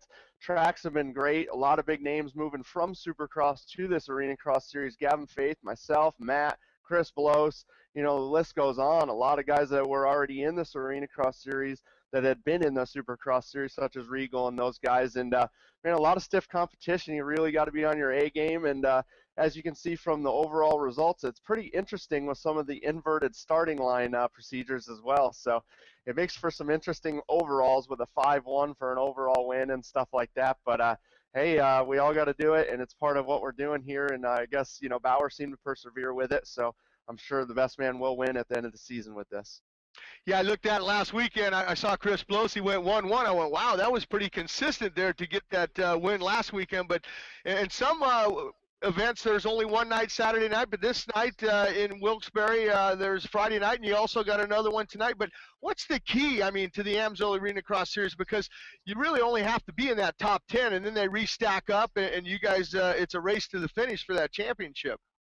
Yeah, I think the key is getting some momentum in this series, you know, not getting yourself in a bad rut, you know. Starts are a big deal, and as easy as it is to say, hey, just get a start and you'll stay out of trouble, it's not always the case. I know Chris Bloss and myself both got good starts one night, and man, he was in second, I was in third, and some tough blocks got knocked out in front of him because of the tight quarters, and landed on them off the biggest jump on the track and ended his whole night and even the next weekend for him. And same thing has happened to myself, you know, with hay bales and everything. It's just kind of controlled chaos, just as Supercross is, man. Some of the stuff is just out of your control, but seems to be a little more frequent in the arena cross just due to the tight quarters. But, man, just consistency, a little more patience than Supercross and not forcing the issue. Supercross, the tracks are a little broader. The turns are a little broader. You can run it in on someone and make a pass pretty aggressively without having them fall on top of you due to the raw speed that you can carry through a turn. Here, you're at such a low rate of speed, people fall over if you bump them wrong, and it's just you get caught with them. And different kind of racing, man. It's taking me some time to get used to, but hey, it's coming. It's different, but interesting, man. I'm learning a lot. Well, you've raced Supercross, and now you're over in the AMSOIL Arena Cross, and you say you're learning a lot. The thing that I like is the Ricky Carmichael Road to Supercross. I think that the AMSOIL Arena Cross is preparing the guys, you know, to get ready for that transition over to Supercross. Yeah, it is. I think that's a great stepping stone. You know, we've seen a lot of good amateur kids come up through here already this season that have good rides, looking to ride East Coast and everything. It's made for some interesting racing with us because it throws in a couple more guys in the mix as well that are wild cards, you know, and it's I think it's a good deal. You know, it gets them a little more bit of a reality check stepping into Supercross, you know, and kind of, I know it was a big stepping stone for me. I just jumped straight into Supercross a long time ago in 2003, and man, my eyes got opened pretty wide at that first round. I did make the main, but man, it was a rough road that first year. So I think this is a cool deal. Well, I know in the past in Supercross in the 250 class, you've had some seconds and thirds, and I think even in the 450, I think your best finish is top 10. I think you had a sixth at one of the rounds here, but I noticed you're loyal to Yamaha. You're still riding Yamaha. You got the Blue Crew logo on there. Who's helping you out over there in the AMSOIL Arena Cross Series? Yeah, Yamaha really wants to show their brand in this market. You know, they didn't really have too many people for some reason on their product in this series, and man, I was glad to step up with them. They called me and asked if I'd be interested, and obviously I was. You know, I've been with them for a long time. I really believe they have a great product. I stay on their bikes in Canada and in the U.S., and they've treated me like gold over there, and they're a bunch of great people that just want to have a good product up front, and I believe in it. I've had great success on it. And, you know, it's just nice to carry that over here for them.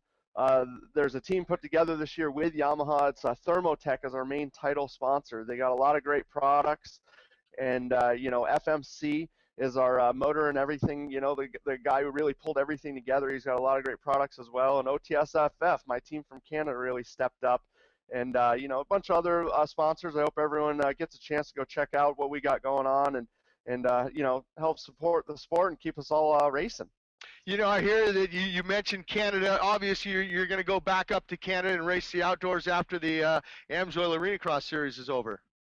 Yeah, exactly. Right after the Arena Cross Series, going to try and poke our nose back up into Canada. They've already talked about test schedules and all that stuff, so looking forward to the summer on that and be back on a 450, which should be fun, man. I've been on 450 for the last, 5 or 6 years, so it's fun to step down to this 250. But looking forward to getting on the 450 again for outdoors and try and push make another run at that Canadian Championship. It's been right in front of me the last bunch of years, man. I can't quite grasp it. We'll see what happens this year.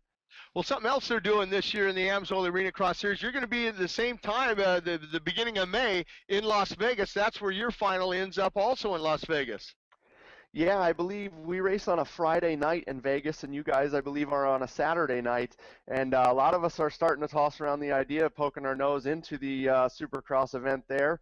And myself, it would be fun to ride the lights class, but unfortunately I'm not eligible to even ride the lights class. So if that's the case, I'm going to have to bring out my 450 and try and poke my nose in there and get one good race in before the end of the year on the 450. But I'm more worried about the task at hand here with the Arena Cross Series and try and pull together a championship or at least get in that run by the end of the year. It's a long series. A lot of crazy things are going to happen, and we'll just see where we are at the end and stay out of as much trouble as we can here.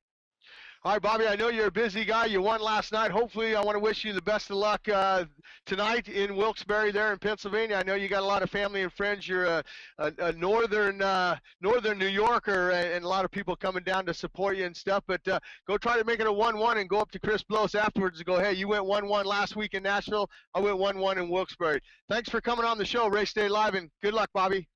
All right, thanks a lot, guys. Yeah, I got to head down for practice. I appreciate your time, and look forward to talking to you hopefully by the end of the year. And folks, welcome back to Petco Park here in San Diego. This is 250C qualifying number 2. Looks like we got number 544. That's Berger out there with the fastest time in this. They just smoothed the track out, so he laid down a 104. That's not bad for the C group qualifying. Followed by, looks like Lee, Swanson, Tigert, and Lemsberg in 5th. Yeah, I'm not so sure, Andy, that this final time practice out here, I'm not so sure that the times might be a little faster than the first one. I'm liking what I see. I don't see as much sun on the track. The Feld track crew got a chance to put a little bit of water in it. And you know who really likes these C and B groups that when we call these? A buddy of mine from Estonia. He lives up in San Francisco, Tarvo. He's listening, and he says he really likes it when we have the C and B guys on, because he says, you know what, it's great you give the love to the A guys, but also we need to give it to the B and C, and that's what we're doing here. And you're seeing a lot of yellow flags. You'll see a few of those yellow flags flying. A couple of the guys, we talk about it each and every week, how hard it is in these B and C groups to lay down a fast lap time when you got a lot of these guys that this is the final time they're on the track, and hey, they're pulling the trigger. They're trying different things, and then sometimes they come up a little bit short. Hey, they're going for it, man. Absolutely. This is the soul of our sport. This morning I was sitting down with Josh Hill under his Cycle Trader Rock River Factory, rig, and we're interviewing him, and I see this cat roll in a pickup. He's got both these bikes in the back. He looks tired, like he drove all night, but I was like, you know what? That's why I love this sport. I've been that guy. I've driven all night to get to the races. So have you. These guys are trying just as hard as the top 10 in points. Difference in skill level, difference in support, difference in just where they're at in their career. But as far as respect goes, it's the same. Oh, yeah, absolutely. And I think for these guys, their biggest thing is the tracks. I mean, yeah, they have Elsinore and Milestone and tracks like that, but those tracks are really, if you look at those tracks compared to some of the tracks that the factory guys have in Corona to test, it's night and day difference. I mean, they don't have Ricky Johnson out there telling them how to take their corners faster. A whole team of technicians and videotape, and like you said, they don't have the factory Yamaha track to go right on. But that's great. Look at all the people in the stands here. The sun's kind of crested over the top of the stadium. It's cooled down about 20 degrees. I know I feel better. How about you? Yeah, we got these lights, though, unfortunately, and we're still a little sunburned. I thought we were in a tanning bed all day when we get home. Hey, what happened here? We were working today. We were working hard, but you see one of the riders going down the Feld track crew. Oh, you can see a replay of it here. He just kind of clipped the Yamaha Tough Block and kind of went down a little bit. Not too bad. I'm sure he'll be fine after that, but just got a little bit outside of the track and hit that. But the thing that you noted there, that's too bad. Yeah, Dylan Lippert. But the thing that you talked about, and I noticed it too yesterday when I saw some of the privateers, the guys they have 2 bikes. Yeah. Because they don't have a lot of spare parts. No, so that's they're robbing parts from that bike to put it on their race bike and things like that. But still out front there. Who jumped up there? It looks like Swanson up to the top now with a 104.3 out there. So I'm pretty sure that'll get him into the night program. Yeah. Track's holding up pretty good. Got the big boys coming up here very shortly. We're going to see who's going to be the fastest qualifiers in the 250A and the 458. Who's going to get those? Whoa, buddy, watch out. See, and that's what we were talking about. Whoa. I'm not so sure I didn't see the rider's number, but he's okay. But you're starting to see some of the ruts, and if you get cross-rutted, he was actually in the middle of the track, and it kind of just jumped him off to the side there and hit that GoPro Kawasaki tough block right there, and just kind of went off the track. And you know, you're thinking when you're in the air and you leave and you see that bike kick over to the left like that, and you're just going, oh no, I know I'm going off the side of the track. I guarantee the last thing went through his head was, I'm glad there's a Kawasaki tough block there. Well, he was on a Kawasaki, so right. that's fitting. Good sponsor plug. He's back up. He'll get back after it. No worries. There's that spider cam. I really enjoy that shot to look down. A lot of people, you know, they think when they come to Supercross they want to get down to the track on the low, but I'm all about getting up top and looking at everything. And it was interesting when we had Ricky Johnson on.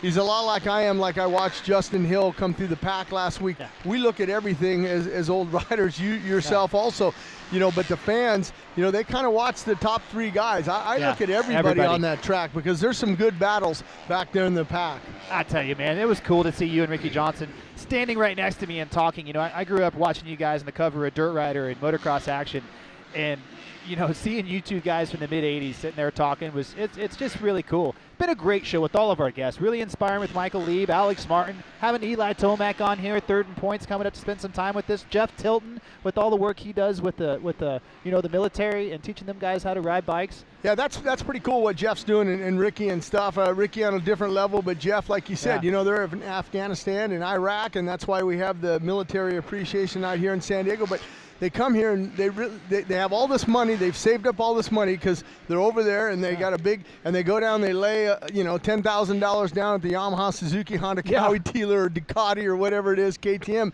and they buy these bikes and they're really not educated on how to ride them. And the military says, look, we need to get somebody in here to teach these guys because if they're busted up, they can't go fight for us. So, and they deserved it by all means. They deserve it to go over and they protect us, and then they want to come back and they want to cut loose and have some fun on a motorcycle. But I think those are great programs that Jeff Tilton and Ricky Johnson are doing.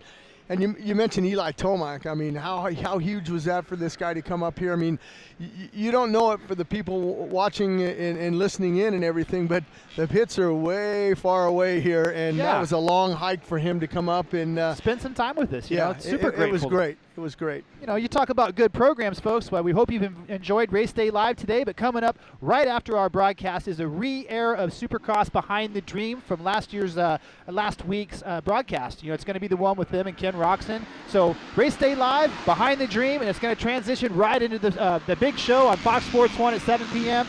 Stay tuned, folks. We got dirt bike action all the way till midnight tonight. Well, and now we got the 250B qualifying number 2. Yeah, that'll be a good one. They're out there right now and got about 10 minutes out there to go do their thing and see what happens out here. And track looks good. Sun's not out there baking it anymore, and hopefully all that moisture and all the work that the Feld track crew have put in to, you know, to make it as good as they can. This is hard packed dirt. It actually looks pretty good right now. We got some moisture in this big right-handed sweeper. With the sun going over the horizon, you know, and the moisture coming back up later, it's going to be a pretty favorable track conditions. I'm really impressed.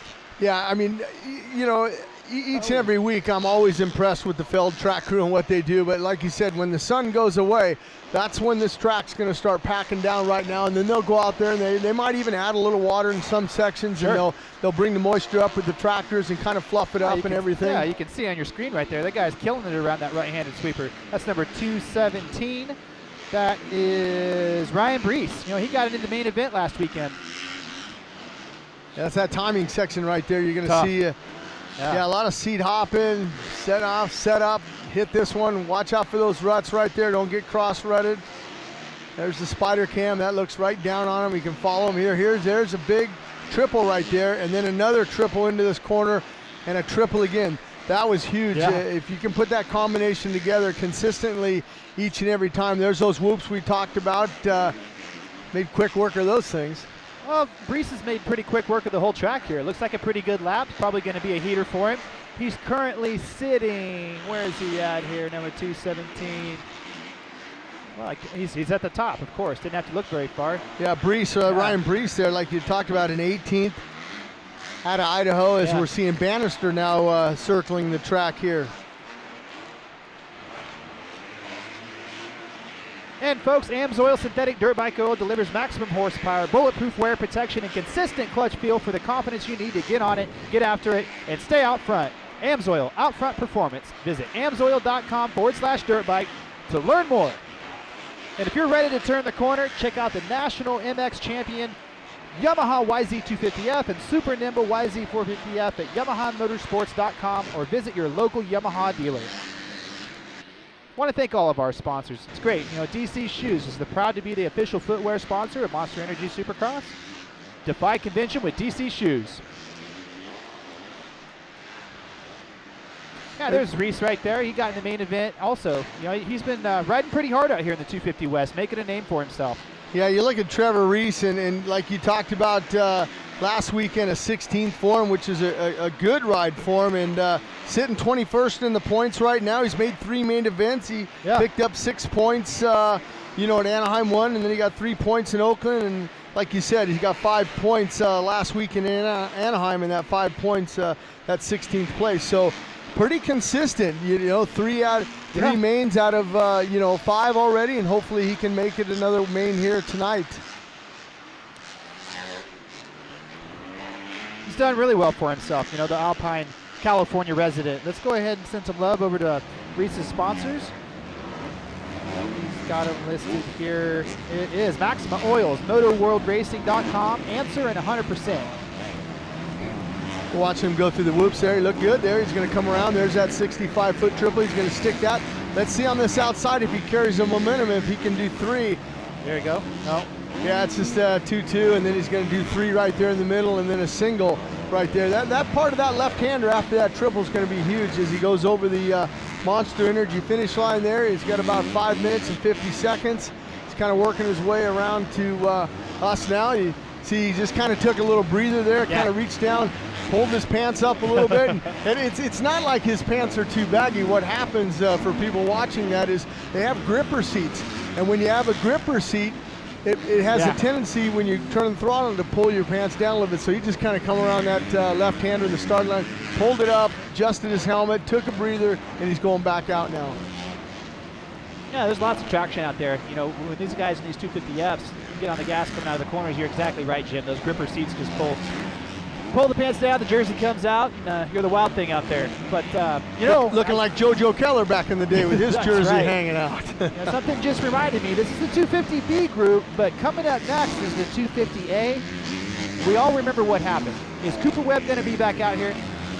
Well, I'm kind of looking around to see if I see that number 17 with the red background. I'm hoping he is, but that doesn't mean that he's not going to ride. We'll talk about it when the A group comes up, but right now Reese setting it fast time with 1:06 out there right behind him, and Breeze with a 1:01.4. Both of those guys pretty much going to be able to get in the main event. Look who's down in that 4th spot. That's our old buddy there, Gilberta. Oh, one of the riders down. I can't. He's at 164. Looks like he's up and okay. Austin Ulrich there had a little problem. Okay. Yeah, he'll be fine. 243. Good to see where Austin's at there. 11th right there, and you see in 7th and 8th there, Colton Eck and Michael Horvin. Those are pretty good times for both of those guys. We're looking at Joey Dalzell right now, 243 there. He's kind of circling around. Looks like, see, there's that yellow flag that we talked about. There's another one on the left-hand side of him. You know, as a rider, when you go up and over those things, you see those, it jacks with you. You don't know, like, hey, where's the guy down? I know somebody's down. There's something happening out there. And and that's what I was talking about right there as he goes off the track. Don't go backwards. It's just, it's one of those things where you see the yellow flags and it just throws you off a little bit, as we saw Dalzell go off the track there, but he's up and okay though. He didn't crash, he just went off the track. This looks Mitch Vandermoor here on that Honda there, going through the whoops, this left-hander. This is that triple that we talked about, kind of seat hopping this, working the bike over, and this is that right-hander, and we see now that one, the front end pushed a little bit, so obviously he's just going to have to double through, seat hop that triple there, and then double into the corner. There's a couple things that might be playing. You know, we're seeing a lot of mistakes here out of this 250B group, but you know, the sun's going down. There's shadows out there, Jim. They've just turned on the lights in the stadium. That might be playing a little bit of a factor in some of the mistakes these guys are making, but they're all pushing hard too.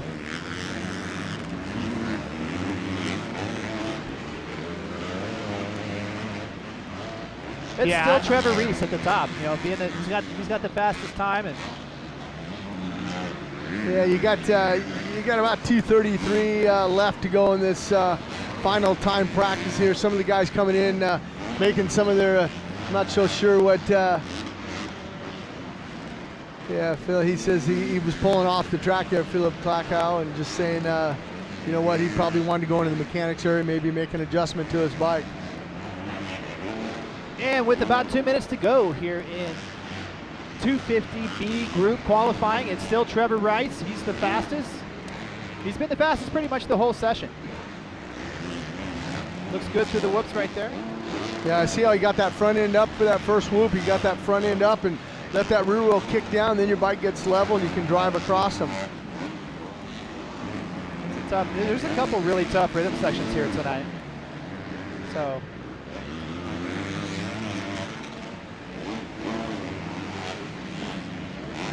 But the conditions look good, Jim. There's moisture in the dirt. There's traction out there. It's gonna be a good race. It's gonna be a good night of action here on Fox Sports 1. About a minute and a half to go. I don't know if anybody's gonna be able to beat the minute flat, the minute two there. I don't think so. I think Reese has got it. I think that's a good time for him. I think he's okay. He's not looking to do any more heaters. And you got to remember that these guys, this is the third time they've been out on the track. The free practice, the first time practice there. Hey, you know what? We're okay with this time. We don't need to push it. We'll wait till that heat race comes up. That's amazing. A lot of these guys, though, like you said, this is it for a while. I mean, we'll see him back on April 11th in Houston there. So that's a long time for these guys to a long break, but a good enough time to get things acclimated, get a little bit more used. Now when they go back to Houston, they'll know what to expect when they come out, for their practices. We're going to see a lot of these guys jump on their 450 when it goes, to the East Coast and try to. There's a lot of guys here from the Midwest in this field that have driven all the way across the country. Hey, I mean, I think I would if I was in their shoes. And you got to go back east. You live back east, so you go back there and you got a 450 truck. Why not ride Arlington? Jump on it and race it. And DC Shoes is proud to be the official footwear sponsor of AMA Supercross. Defy convention with DC Shoes. And race fans, what do the YZ450F and YZ250F have in common? They've both won major motocross shootouts. Check them out at your Yamaha dealer at YamahaMotorsports.com. We've got about, this is winding down right here. The checkered flag is actually out. That's going to do it for 250B qualifying number 2. Trevor Reese is your fastest qualifier, followed by Schreier, Breeze, Colton Ack, and Johnny Gildera. That's your top 5 at 250B. Coming up next is your 250A fastest qualifiers. And qualifying group number 1, the big story. We saw Cooper Webb go down super, super hard over there in that tricky triple rhythm section. Don't see him out here yet, but hopefully, everything's okay with him. Kind of hoping maybe our camera guy, Dave Arnold, can maybe switch that camera to the left there and zoom in on the guys, getting ready, because a lot of the guys collapsing their forks and getting those whole shot devices activated there. But I'm not seeing a 17 out there. Nope. Like you said, Jim, maybe he's just resting. Maybe he's got some ice on that shoulder. He took a hard hit. That was a hard crash. We wish him all the best, though, and hope everything's going okay in Cooper Webb's corner right now. It's going to be exciting, though. Who's going to be the fastest guy here, Jim? Call it out. Well, I know the fastest with a 57.7 was Cooper Webb, and we don't see him. But I kind of want to say maybe Hill with that 58.4. He was the second fastest. But I'm really curious to see if those times are going to drop down. I think they will. They should. I think the track's in better condition than we saw, in that first time practice. Just kind of waiting. AMA kind of holding the boys up there at the line for something. Maybe they're waiting for everybody to clear off the track. Sometimes timing and scoring, they got to reset something or things like that. Maybe a transponder or two. But we'll see what happens. They should let these guys out here. There it goes.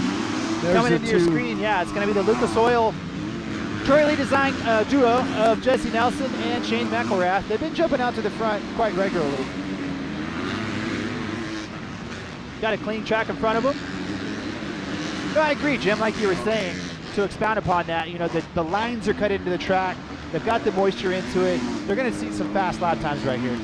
Josh Hansen got some nice military appreciation night gear on from that shift there. Make sure you check out that auction on eBay, ebay.com/Supercross Military Appreciation. And of course, you can go to supercrosslive.com to check some of that out.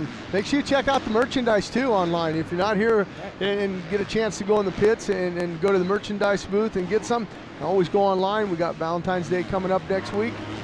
Get the girlfriend something. That's it. I know you got something already, right? Yeah, I already bought Mandy a shirt last weekend from merchandise trader. Don't forget the flowers either, Andy. No, I won't forget anything, man. I'm on it.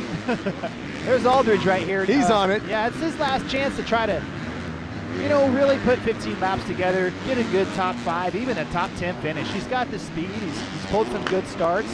Aldridge just needs to keep it on 2 wheels. Yeah, I mean, I think if you're Chris Aldridge, you know, the 14th last week, you know, Mitch Payton, the guy saying, look, sometimes you got to slow down to go faster. Don't quite try as hard. I know that, that Mitch is, you know, kind of working with a lot of these young guys, but I mean, Aldridge, he's sitting 20th in the points, you know. I mean, you look at, he hasn't, like you said, put together 15 solid laps in the main event. Extremely fast. Yeah, speed's not a question there. Just got to keep her on 2 wheels. He's watch some old VHS tapes of Motor World. Ladies and gentlemen, keep your wheels on the ground and your feet on the pegs. There you go. As you see 8 minutes to go here. He's over the Monster Energy finish line. He's going to come through that section. This is that sweeping left-hander that we talked about, the first turn there. And right out of that, you're going to accelerate. You just got to kind of wheel tap that a little double as they go into that left-hander there. And this is the part here where it's going to be critical to see what you're going to be doing here on after this turn here. Step on, step off. As you come into it, you see the ruts there. Well, Jim, you said the times are going to be down, and Justin Hill just went out there right off the bat in the early going and busted out a 57.9. That is just a couple, what is it, 1/10, 2/10 slower than Cooper Webb's first practice time. So yeah, but that was the first lap. Yeah, he's going to get faster. Oh, yeah. It was a good lap.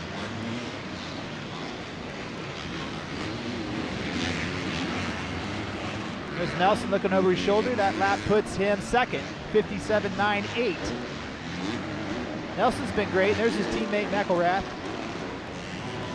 You know, there for a while last weekend, I thought Nelson was going to hold off Cooper, but didn't quite get it done.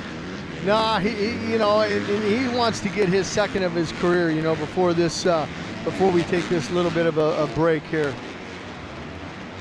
This guy here needs a win. You know, where we were showing Justin Hill. He's been close. There's Tommy Hahn. Want to send some love to him. You know, this is his career resurgence. You know, he's a Kansas native, been through a lot. He's a former factory Honda sponsored guy. Had a lot of opportunities, just had a lot of bad luck. Bad luck. You know, him and Will both. But Tom's a fighter. He's back. He's put that bike in the main event every week, I think, and needs a good start. He's got a lot of talent, a lot of speed. He can get it done. There's Malcolm. Winning that race in Oakland was big for him. He wasn't able to back it up last weekend, just had some bad luck, but don't count out Malcolm Stewart. Malcolm Stewart's fast. He's a tough kid. You know, he kind of tweaked his knee. A lot of people didn't know that first crash at Anaheim 1, Malcolm in his heat race tweaked his knee pretty good. So for the next couple weeks, you know, he led Phoenix for a long time. But once he got that win in Oakland, it was a good, heartfelt win. I'd say he's going to be one of your podium, pretty salty podium pick tonight here. Yeah, he's just got to, you know, you talk about it, had the problems last weekend at the start, him and Hill coming together in the beginning of the race there, and just, you know, it's one of those things where, you know, I hate to harp on it, but I mean, you know, and I know that Jeff Emming, you know, on the Fox Sports 1 broadcast, he always talks about how important the starts are. Yeah. But they are important. I mean, you know, you look at the field that we have out here in the 250 class, all 22 guys are fast, and you get buried and you get a 15th place start and you try to make something happen. You know that, oh, I only got 15 laps to work. I got to move somebody out of the way, and then you try to move somebody out of the way. They fall. You guys both fall together. Now it's over. You're not even going to get in the top 5. You know, Pack's it's just too deep. Yeah. It's too deep, Jim. You know, nobody's coming from dead last to to win. Even dead last to top 5 is hard for this group. I think if anybody here, Cooper Webb can come through the pack pretty good, but he's not out there, guys. Cooper Webb is not in this qualifying session. He is. We just had an update. He is, obviously skipping this practice, but he's going to race tonight.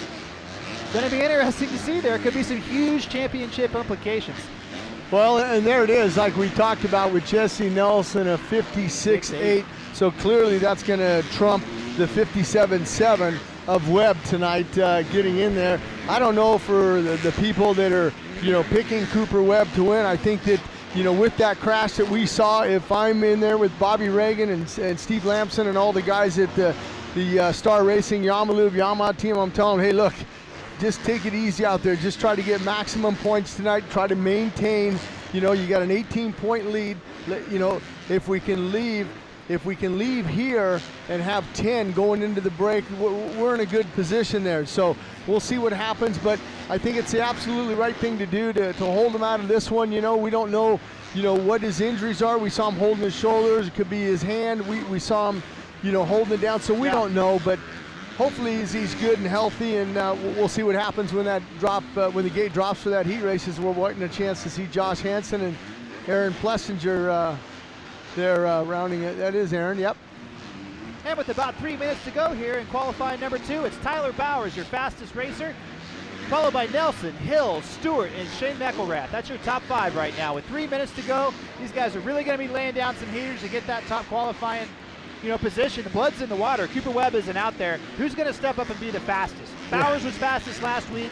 He had a bad weekend, went from 2nd to 4th in the points. He can smell it, Well, the sharks are circling now, the waters of Petco Park right now. These guys know that, like you had talked about with Cooper Webb out and stuff. But, I think if I'm going to go with my podium picks, and we'll do them later on. But, I think Bowers is the guy tonight. I just think that this track, there's too many 180s. Even if he gets a bad start, I think he's going to go to, what's that, Marshawn Lynch beast mode? I think he's going to go into arena cross mode, Tyler Bowers, and start moving guys out of his way. I just have that feeling tonight, talking with him a little bit. So, and, we've said it on the show, that this looks like an arena cross track. So I think that I might go with the 911. I'm not sure yet. I'm just kind of throwing that out there for you people that are listening and watching this. But I think we'll see arena cross mode tonight out of Tyler Bowers. Well, they're all going to be going for it. If Cooper Webb has something wrong with him and he's not able to ride up to his potential, Jesse Nelson's right there. Tyler Bowers obviously right there. Malcolm Stewart. Malcolm Stewart. Hill isn't all the way out of this thing. No, Hill's a guy, he's got confidence. He won here last year, although it was on a Kawasaki. You look at other guys that could, Aaron Plessinger with that podium last week, the best of his career. He's riding high with a lot of confidence. Right.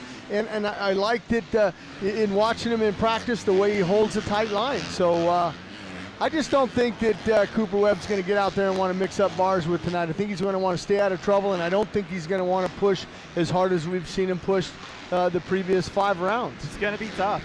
Nobody wants to see the championship point leader go down. Nobody wants to see that. No, and they don't want to win a championship like that either with a guy leading it. I guarantee you can ask Justin Bogle, who is the East Coast champion, when Martin Davalos was leading that championship, he went out. Yeah, he won the championship, but he would have liked to have Martin been in there for the fight. I don't know, man. You know how hard those number 1 plates are to get. It's like the great Richard Petty said, I'd rather be lucky than good any day. There's no asterisks beside any champion. You win a championship, you deserve it. That's why this is Supercross, the roughest sport in the world. You got to make it through every round. You got to make it through every lap of practice, heat race, main event. It's going to be a true test for Cooper Webb. We're going to see what he's made of tonight. Hopefully he's not injured. Yeah, this is a guy, number 40, Shane McElrath, that I would really want to see a podium out of him tonight. He hasn't had one this year.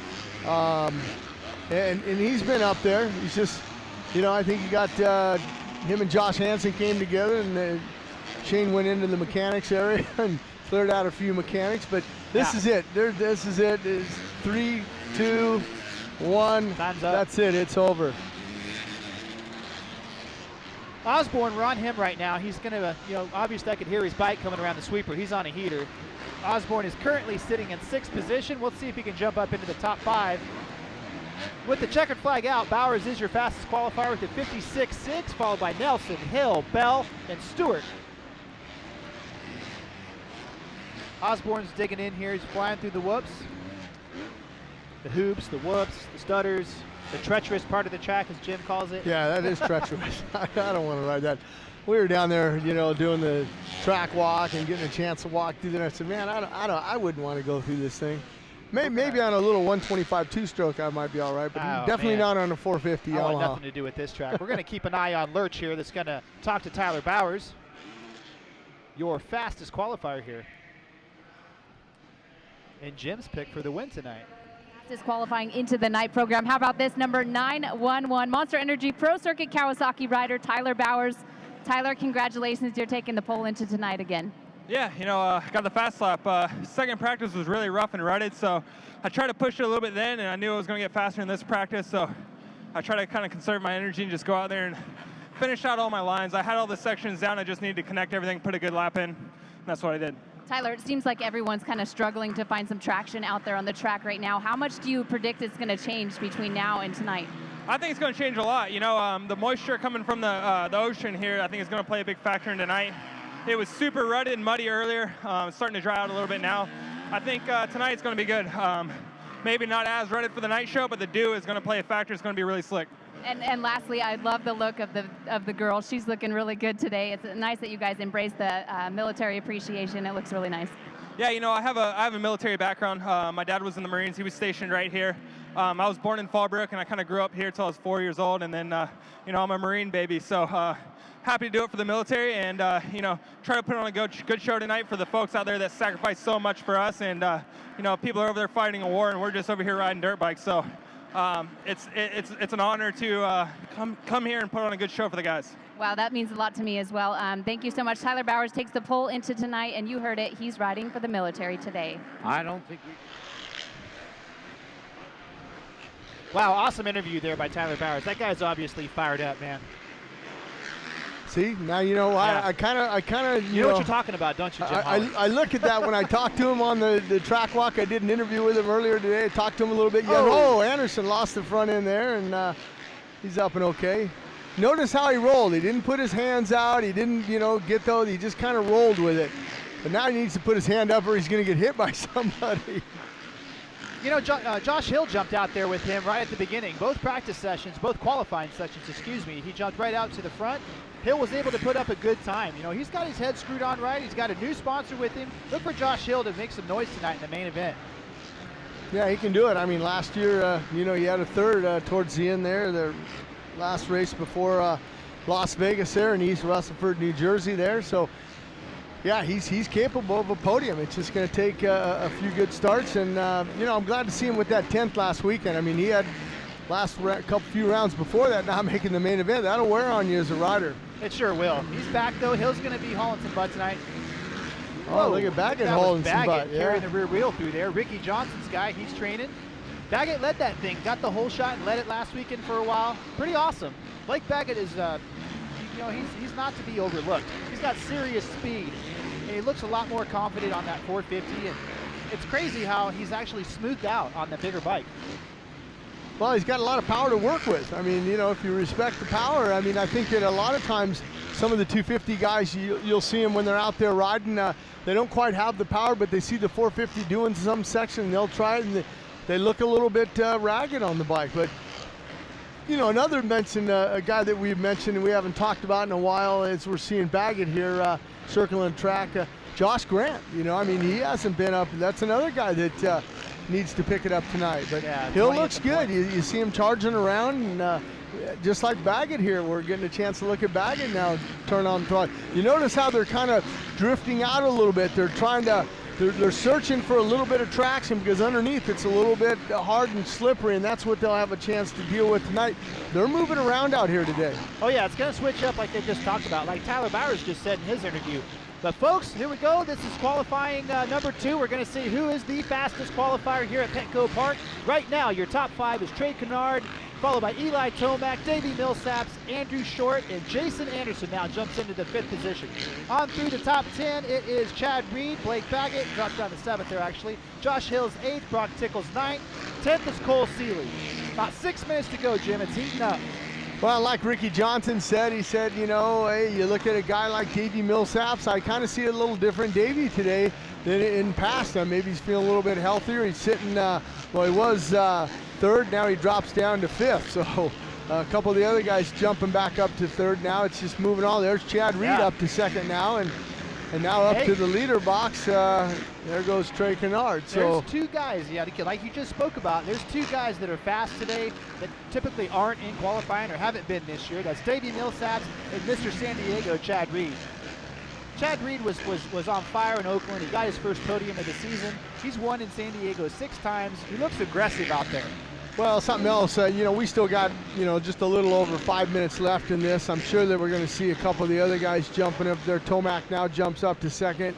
Roczen in third, Chad Reed fourth, and 18 Millsaps there in that fifth spot. But it's not over yet. These guys are kind of circling around out here. We're getting a chance, trying to look at that number. Is that Hill? Jimmy Albertson right That's, there. Jimmy Albertson right there on his ride. But some of the guys are kind of circling around. You'll see them just, you know, kind of roll in a section. They're looking for an opening when they can go down and lay down a heater. There's Josh Grant. We were talking about him. You know, he hasn't been in the top 10 at all in the first 5 rounds, having a lot of problems. I know that I talked to Patrick, the Honda importer from Sweden. He was over here. I had a chance to go ride with him and Nils and their son Max out at LACR, and they said that, you know, they know Lars over there at the TT Motorsports, who works for Josh Grant, and said that they had a problem. He thought the gearbox was breaking last week, but it wasn't. It ended up being a chain roller problem. Yeah, that was good inside information there, Jim. You never know what it's going to be when you're on a factory 450 and something doesn't sound right or feel right. Oh, you pull it in. Yeah. I mean, you know, you can't take that risk of something breaking over a 65-foot triple and encasing it all. Although we've seen it happen with Kenny Roczen in Oakland, and everything was okay there. But you don't want too many of those in your career. And speaking of Kenny Roczen, his teammates back there, Brock Tickle, good to have him back. And there's our most recent guest on Race Day Live, Eli Tomac, running the big number 3 out there with the military-themed gear and motorcycle. That was a nice section. We just saw Eli go through there. Here's that other section, triple again. Yeah. He's going to triple into that right-hander, make that right-hander, and head right into the whoops. Let's see how he does the whoops. Gets on top of him. There's that little hump. Gets back up on top of him again. Just kind of gives him a little bit of a break. But this is where I'm curious here. Over this triple here, go to the outside. Do you have enough speed to triple this first section here? Yeah. Triple. Yeah, so, well, Nope. he did a single. Yeah. He checked up a little bit. Up and over the Monster Energy finish line where you see 3:22 to go. He's going to make that right-hander. He's going to swing out here. Now watch him grab the traction. He kind of drifts in and goes to that outside. You see the roost coming off there. He didn't roll it. He kind of went in and squared it off, went straight, and then turned again. So they're searching for the traction out there. Yeah, he found it. He's on a heater here. He's currently sitting second. Once again, with 3 minutes to go, it's Eli Tomac, Trey Canard, Cole Seeley, Ryan Dungey, and Ken Roczen. That's your top 5. Yeah, they're doing good. I'll tell you what, you know what I see right there? 3 Hondas, you know, leading the show. Honda's, like we talked about with Eli, he said it's the best he's ever felt on that bike. They've found something. I know they've switched their suspension from Showa to KYB, but they've found a lot more than that, I think. You know, that thing is obviously working better. Well, I think a lot of the thing that we talked about with Honda, with the HRC coming over, and a lot of the engineers, the Japanese engineers, I know Kenjiro Tsuji, he was a factory Honda rider in Japan. He's over here, and one of his former factory mechanics back in the old days, you know, back in 05 and 06, he's actually over here and working with HRC, and you know, these guys want to win, Honda. They want to win. They've already won one with Trey, but they want to back it up. They want more wins, and they've won with Eli Tomac. So Honda's got 2 wins out of 5, so that's not bad. Almost got one with Cole Seeley last weekend. He was close. It'd be kind of crazy to see. It wouldn't be crazy. It'd be cool to see him win. Seeley's a gamer. He's got a lot of talent. He's a great rider. Very methodical. Very smooth. Well, you talk about smooth. A 55. 6 there for Eli Tomac. He was on the show. What do you think? I mean, is Eli Tomac's night tonight again? It's going to be one, I don't know. It could be one of those Hondas there again. You know, they sweep the top 3 in this qualifying session number 2 with 1.5 minutes to go. Eli Tomac, Cole Seeley, Trey Canard, Ken Roczen, and Dungey. Haven't heard a lot from Dungey, the point series points leader in qualifying yet today, but I got a feeling before the night's over, the number 5 is going to make his way into the headset of some announcers. Well, Seeley now, you got Honda, 1, 2, 3 right now. Tomac, Seeley, Canard, Canard's down over Roczen, there. Reed. Can't see, we're not watching right now. We're watching Jake Weimer on your screen. I heard the gas from the crowd behind me, and number 41's getting up over there. He's okay. He's starting his motorcycle. We're getting a chance to see Weimer now with that 7 gear that he's got on, the James Stewart's company there with the 7 gear. And with their military themed camo, it looks good. You know, even Roger, their gear rep guy, he had a cool looking camo jacket on today. maybe Roger is going to auction that off tonight for our eBay auction. I'll put some money down. It looked good. That's for Operation Homefront. And folks, please tune into that eBay auction tonight. Check out supercrosslive.com. It'll help direct you to there. We're going to have, you know, bike parts, helmets, jerseys, pants, gloves, all kinds of military themed stuff that goes for a great cause for our soldiers. There's your number 5 there, Dungey, just kind of looking around. He's just kind of, I believe that that's it. The finish, this is over here. I don't think, it looks like Trey Canard might be on a heater. Trey Canard just busted out something big. We'll see what happens here if Trey Canard looks like he's on a heater. We'll see. We got a big wide shot now of everybody, and that's it. But Trey looks like he's on a heater. Tomac, our race day live guest, the fastest. Unless Canard knocks him off, we're going to have him down on the podium here in a little bit. I don't know. Trey did something that I didn't see anybody else do in this practice session. We'll see what happens. Wow. He kind of waited. He's kind of staging it. Let's see. You'll get a chance. He's coming at it. He'll be coming at the camera right now. Three. There's Trey. Three again. He's on a heater. He's going to round it. Here we go. Trey Canard up and over the finish. Does he do it? No. Ken Roczen does. Wow. It's going to be Roczen, your fastest qualifier. He takes it right at the end. That's a 55-4 for Ken Roczen. Your top 5, Roczen, Tomac, Seeley, Millsaps, and Canard. That was exciting. All right, well, I mean, you talk about it. Ken Roczen had the fast time of 56.2 in the first time practice. Now he goes at 55.4. Do you put Ken Roczen as winning another race here? And do you put Suzuki for 3 in a row? Because if you remember, That's James right. Stewart, and before that in 13, it was Millsaps on a Suzuki. And Lurch is with Roczen. For RCH Soaring Eagle Jimmy John Suzuki. Let's give it up for Ken Roczen. Man, oh man, took you a while to get to the top of the leaderboard, but then you pulled it off. Fastest qualifier number 1 and number 2, so it is just gate pick galore for you tonight. Yeah, exactly. I'm feeling really good out there, you know. I actually made a couple of mistakes on that lap. It wasn't perfect, but overall, you know, I feel really good, and that's all that matters.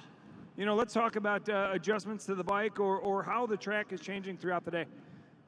It's definitely a lot better now. You know, there's some slick spots, but just a couple of clicks here and there, you know. I was playing with this a little bit, and I feel like my bike is solid. You know, let's talk about, you know, your crash a couple weeks ago. A lot of people wondering if it's hindering you at all. Last week, you look good. This week, feeling even better? Yeah, definitely. Last week, it just takes a little while to get back into it, you know. My problem was I didn't get good starts, and I was just as fast as the other guys, so I couldn't really make anything happen. Well, congratulations. He's sitting second in points. Let's give it up for the 94 of Ken Roczen.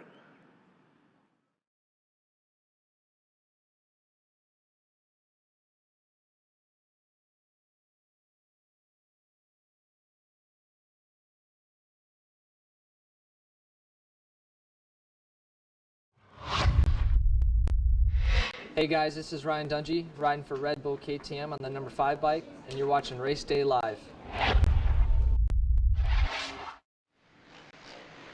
And welcome back to Race Day Live. We want to thank our sponsors. DC Shoes is proud to be the official footwear sponsor of AMA Supercross. Defy convention with DC Shoes.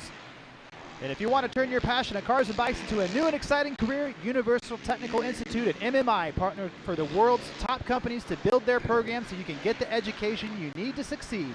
Day and evening classes are offered. Visit uti.edu today for more information on how to get started.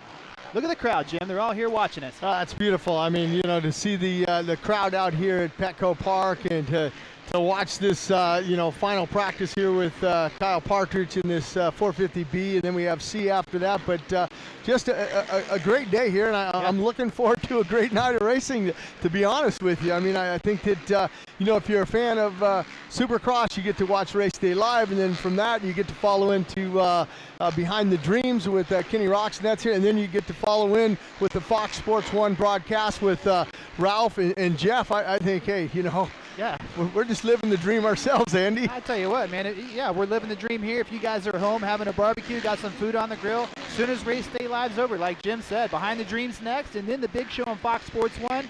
And speaking about that, it's that time, man. You think it is for the picks? I think it's time to pick. All right, let's do it. Who's going first?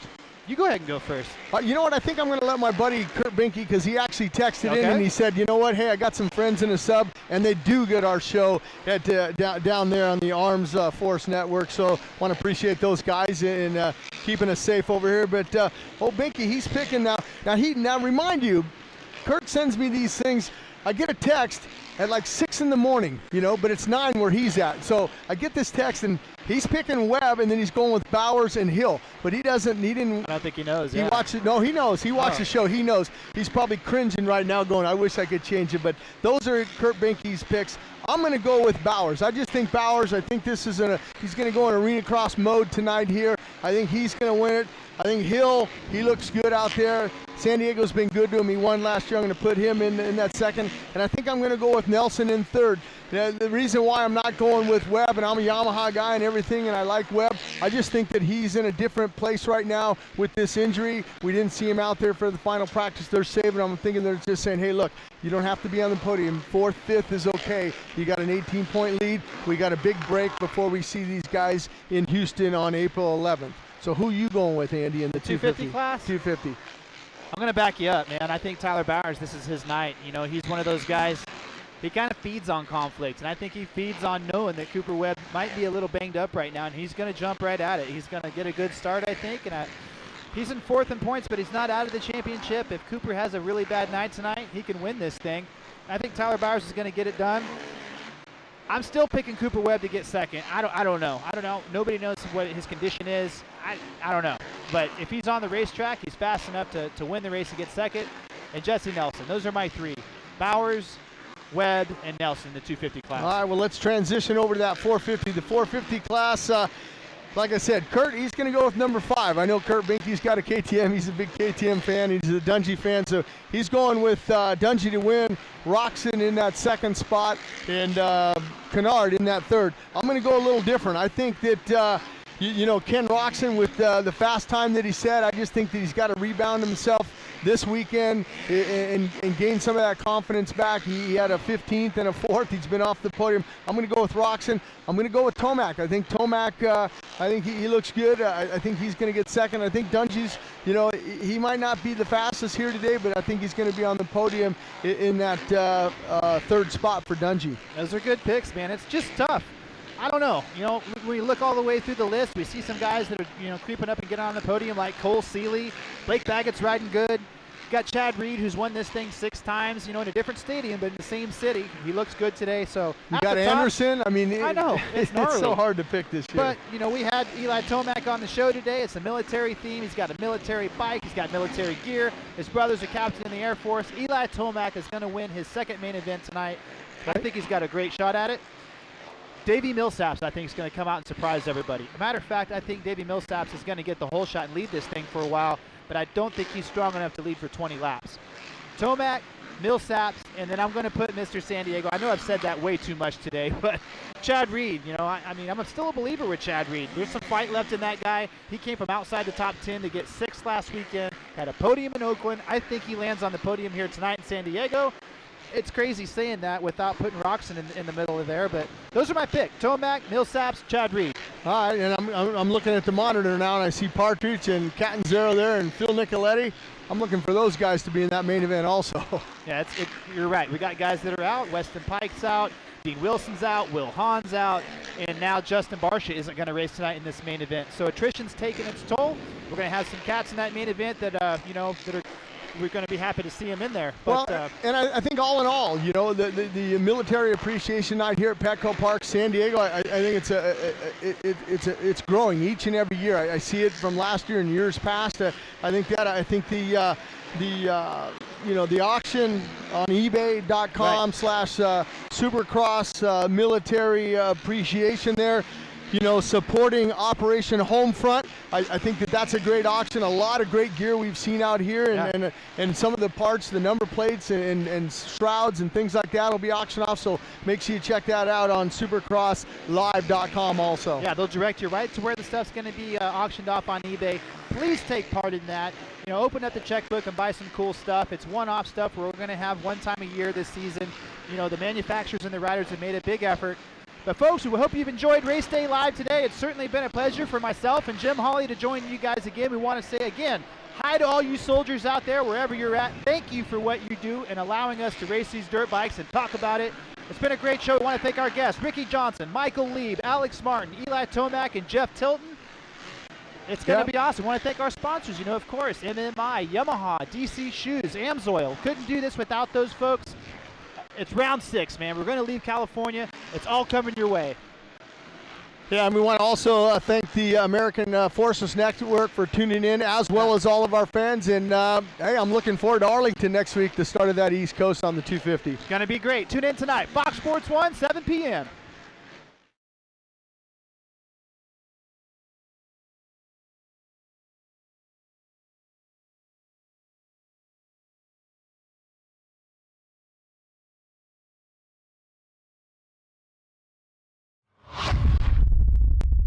What's up? I'm Cole Seeley, number 14, riding for the Factory Honda team, and you're watching Race Day Live.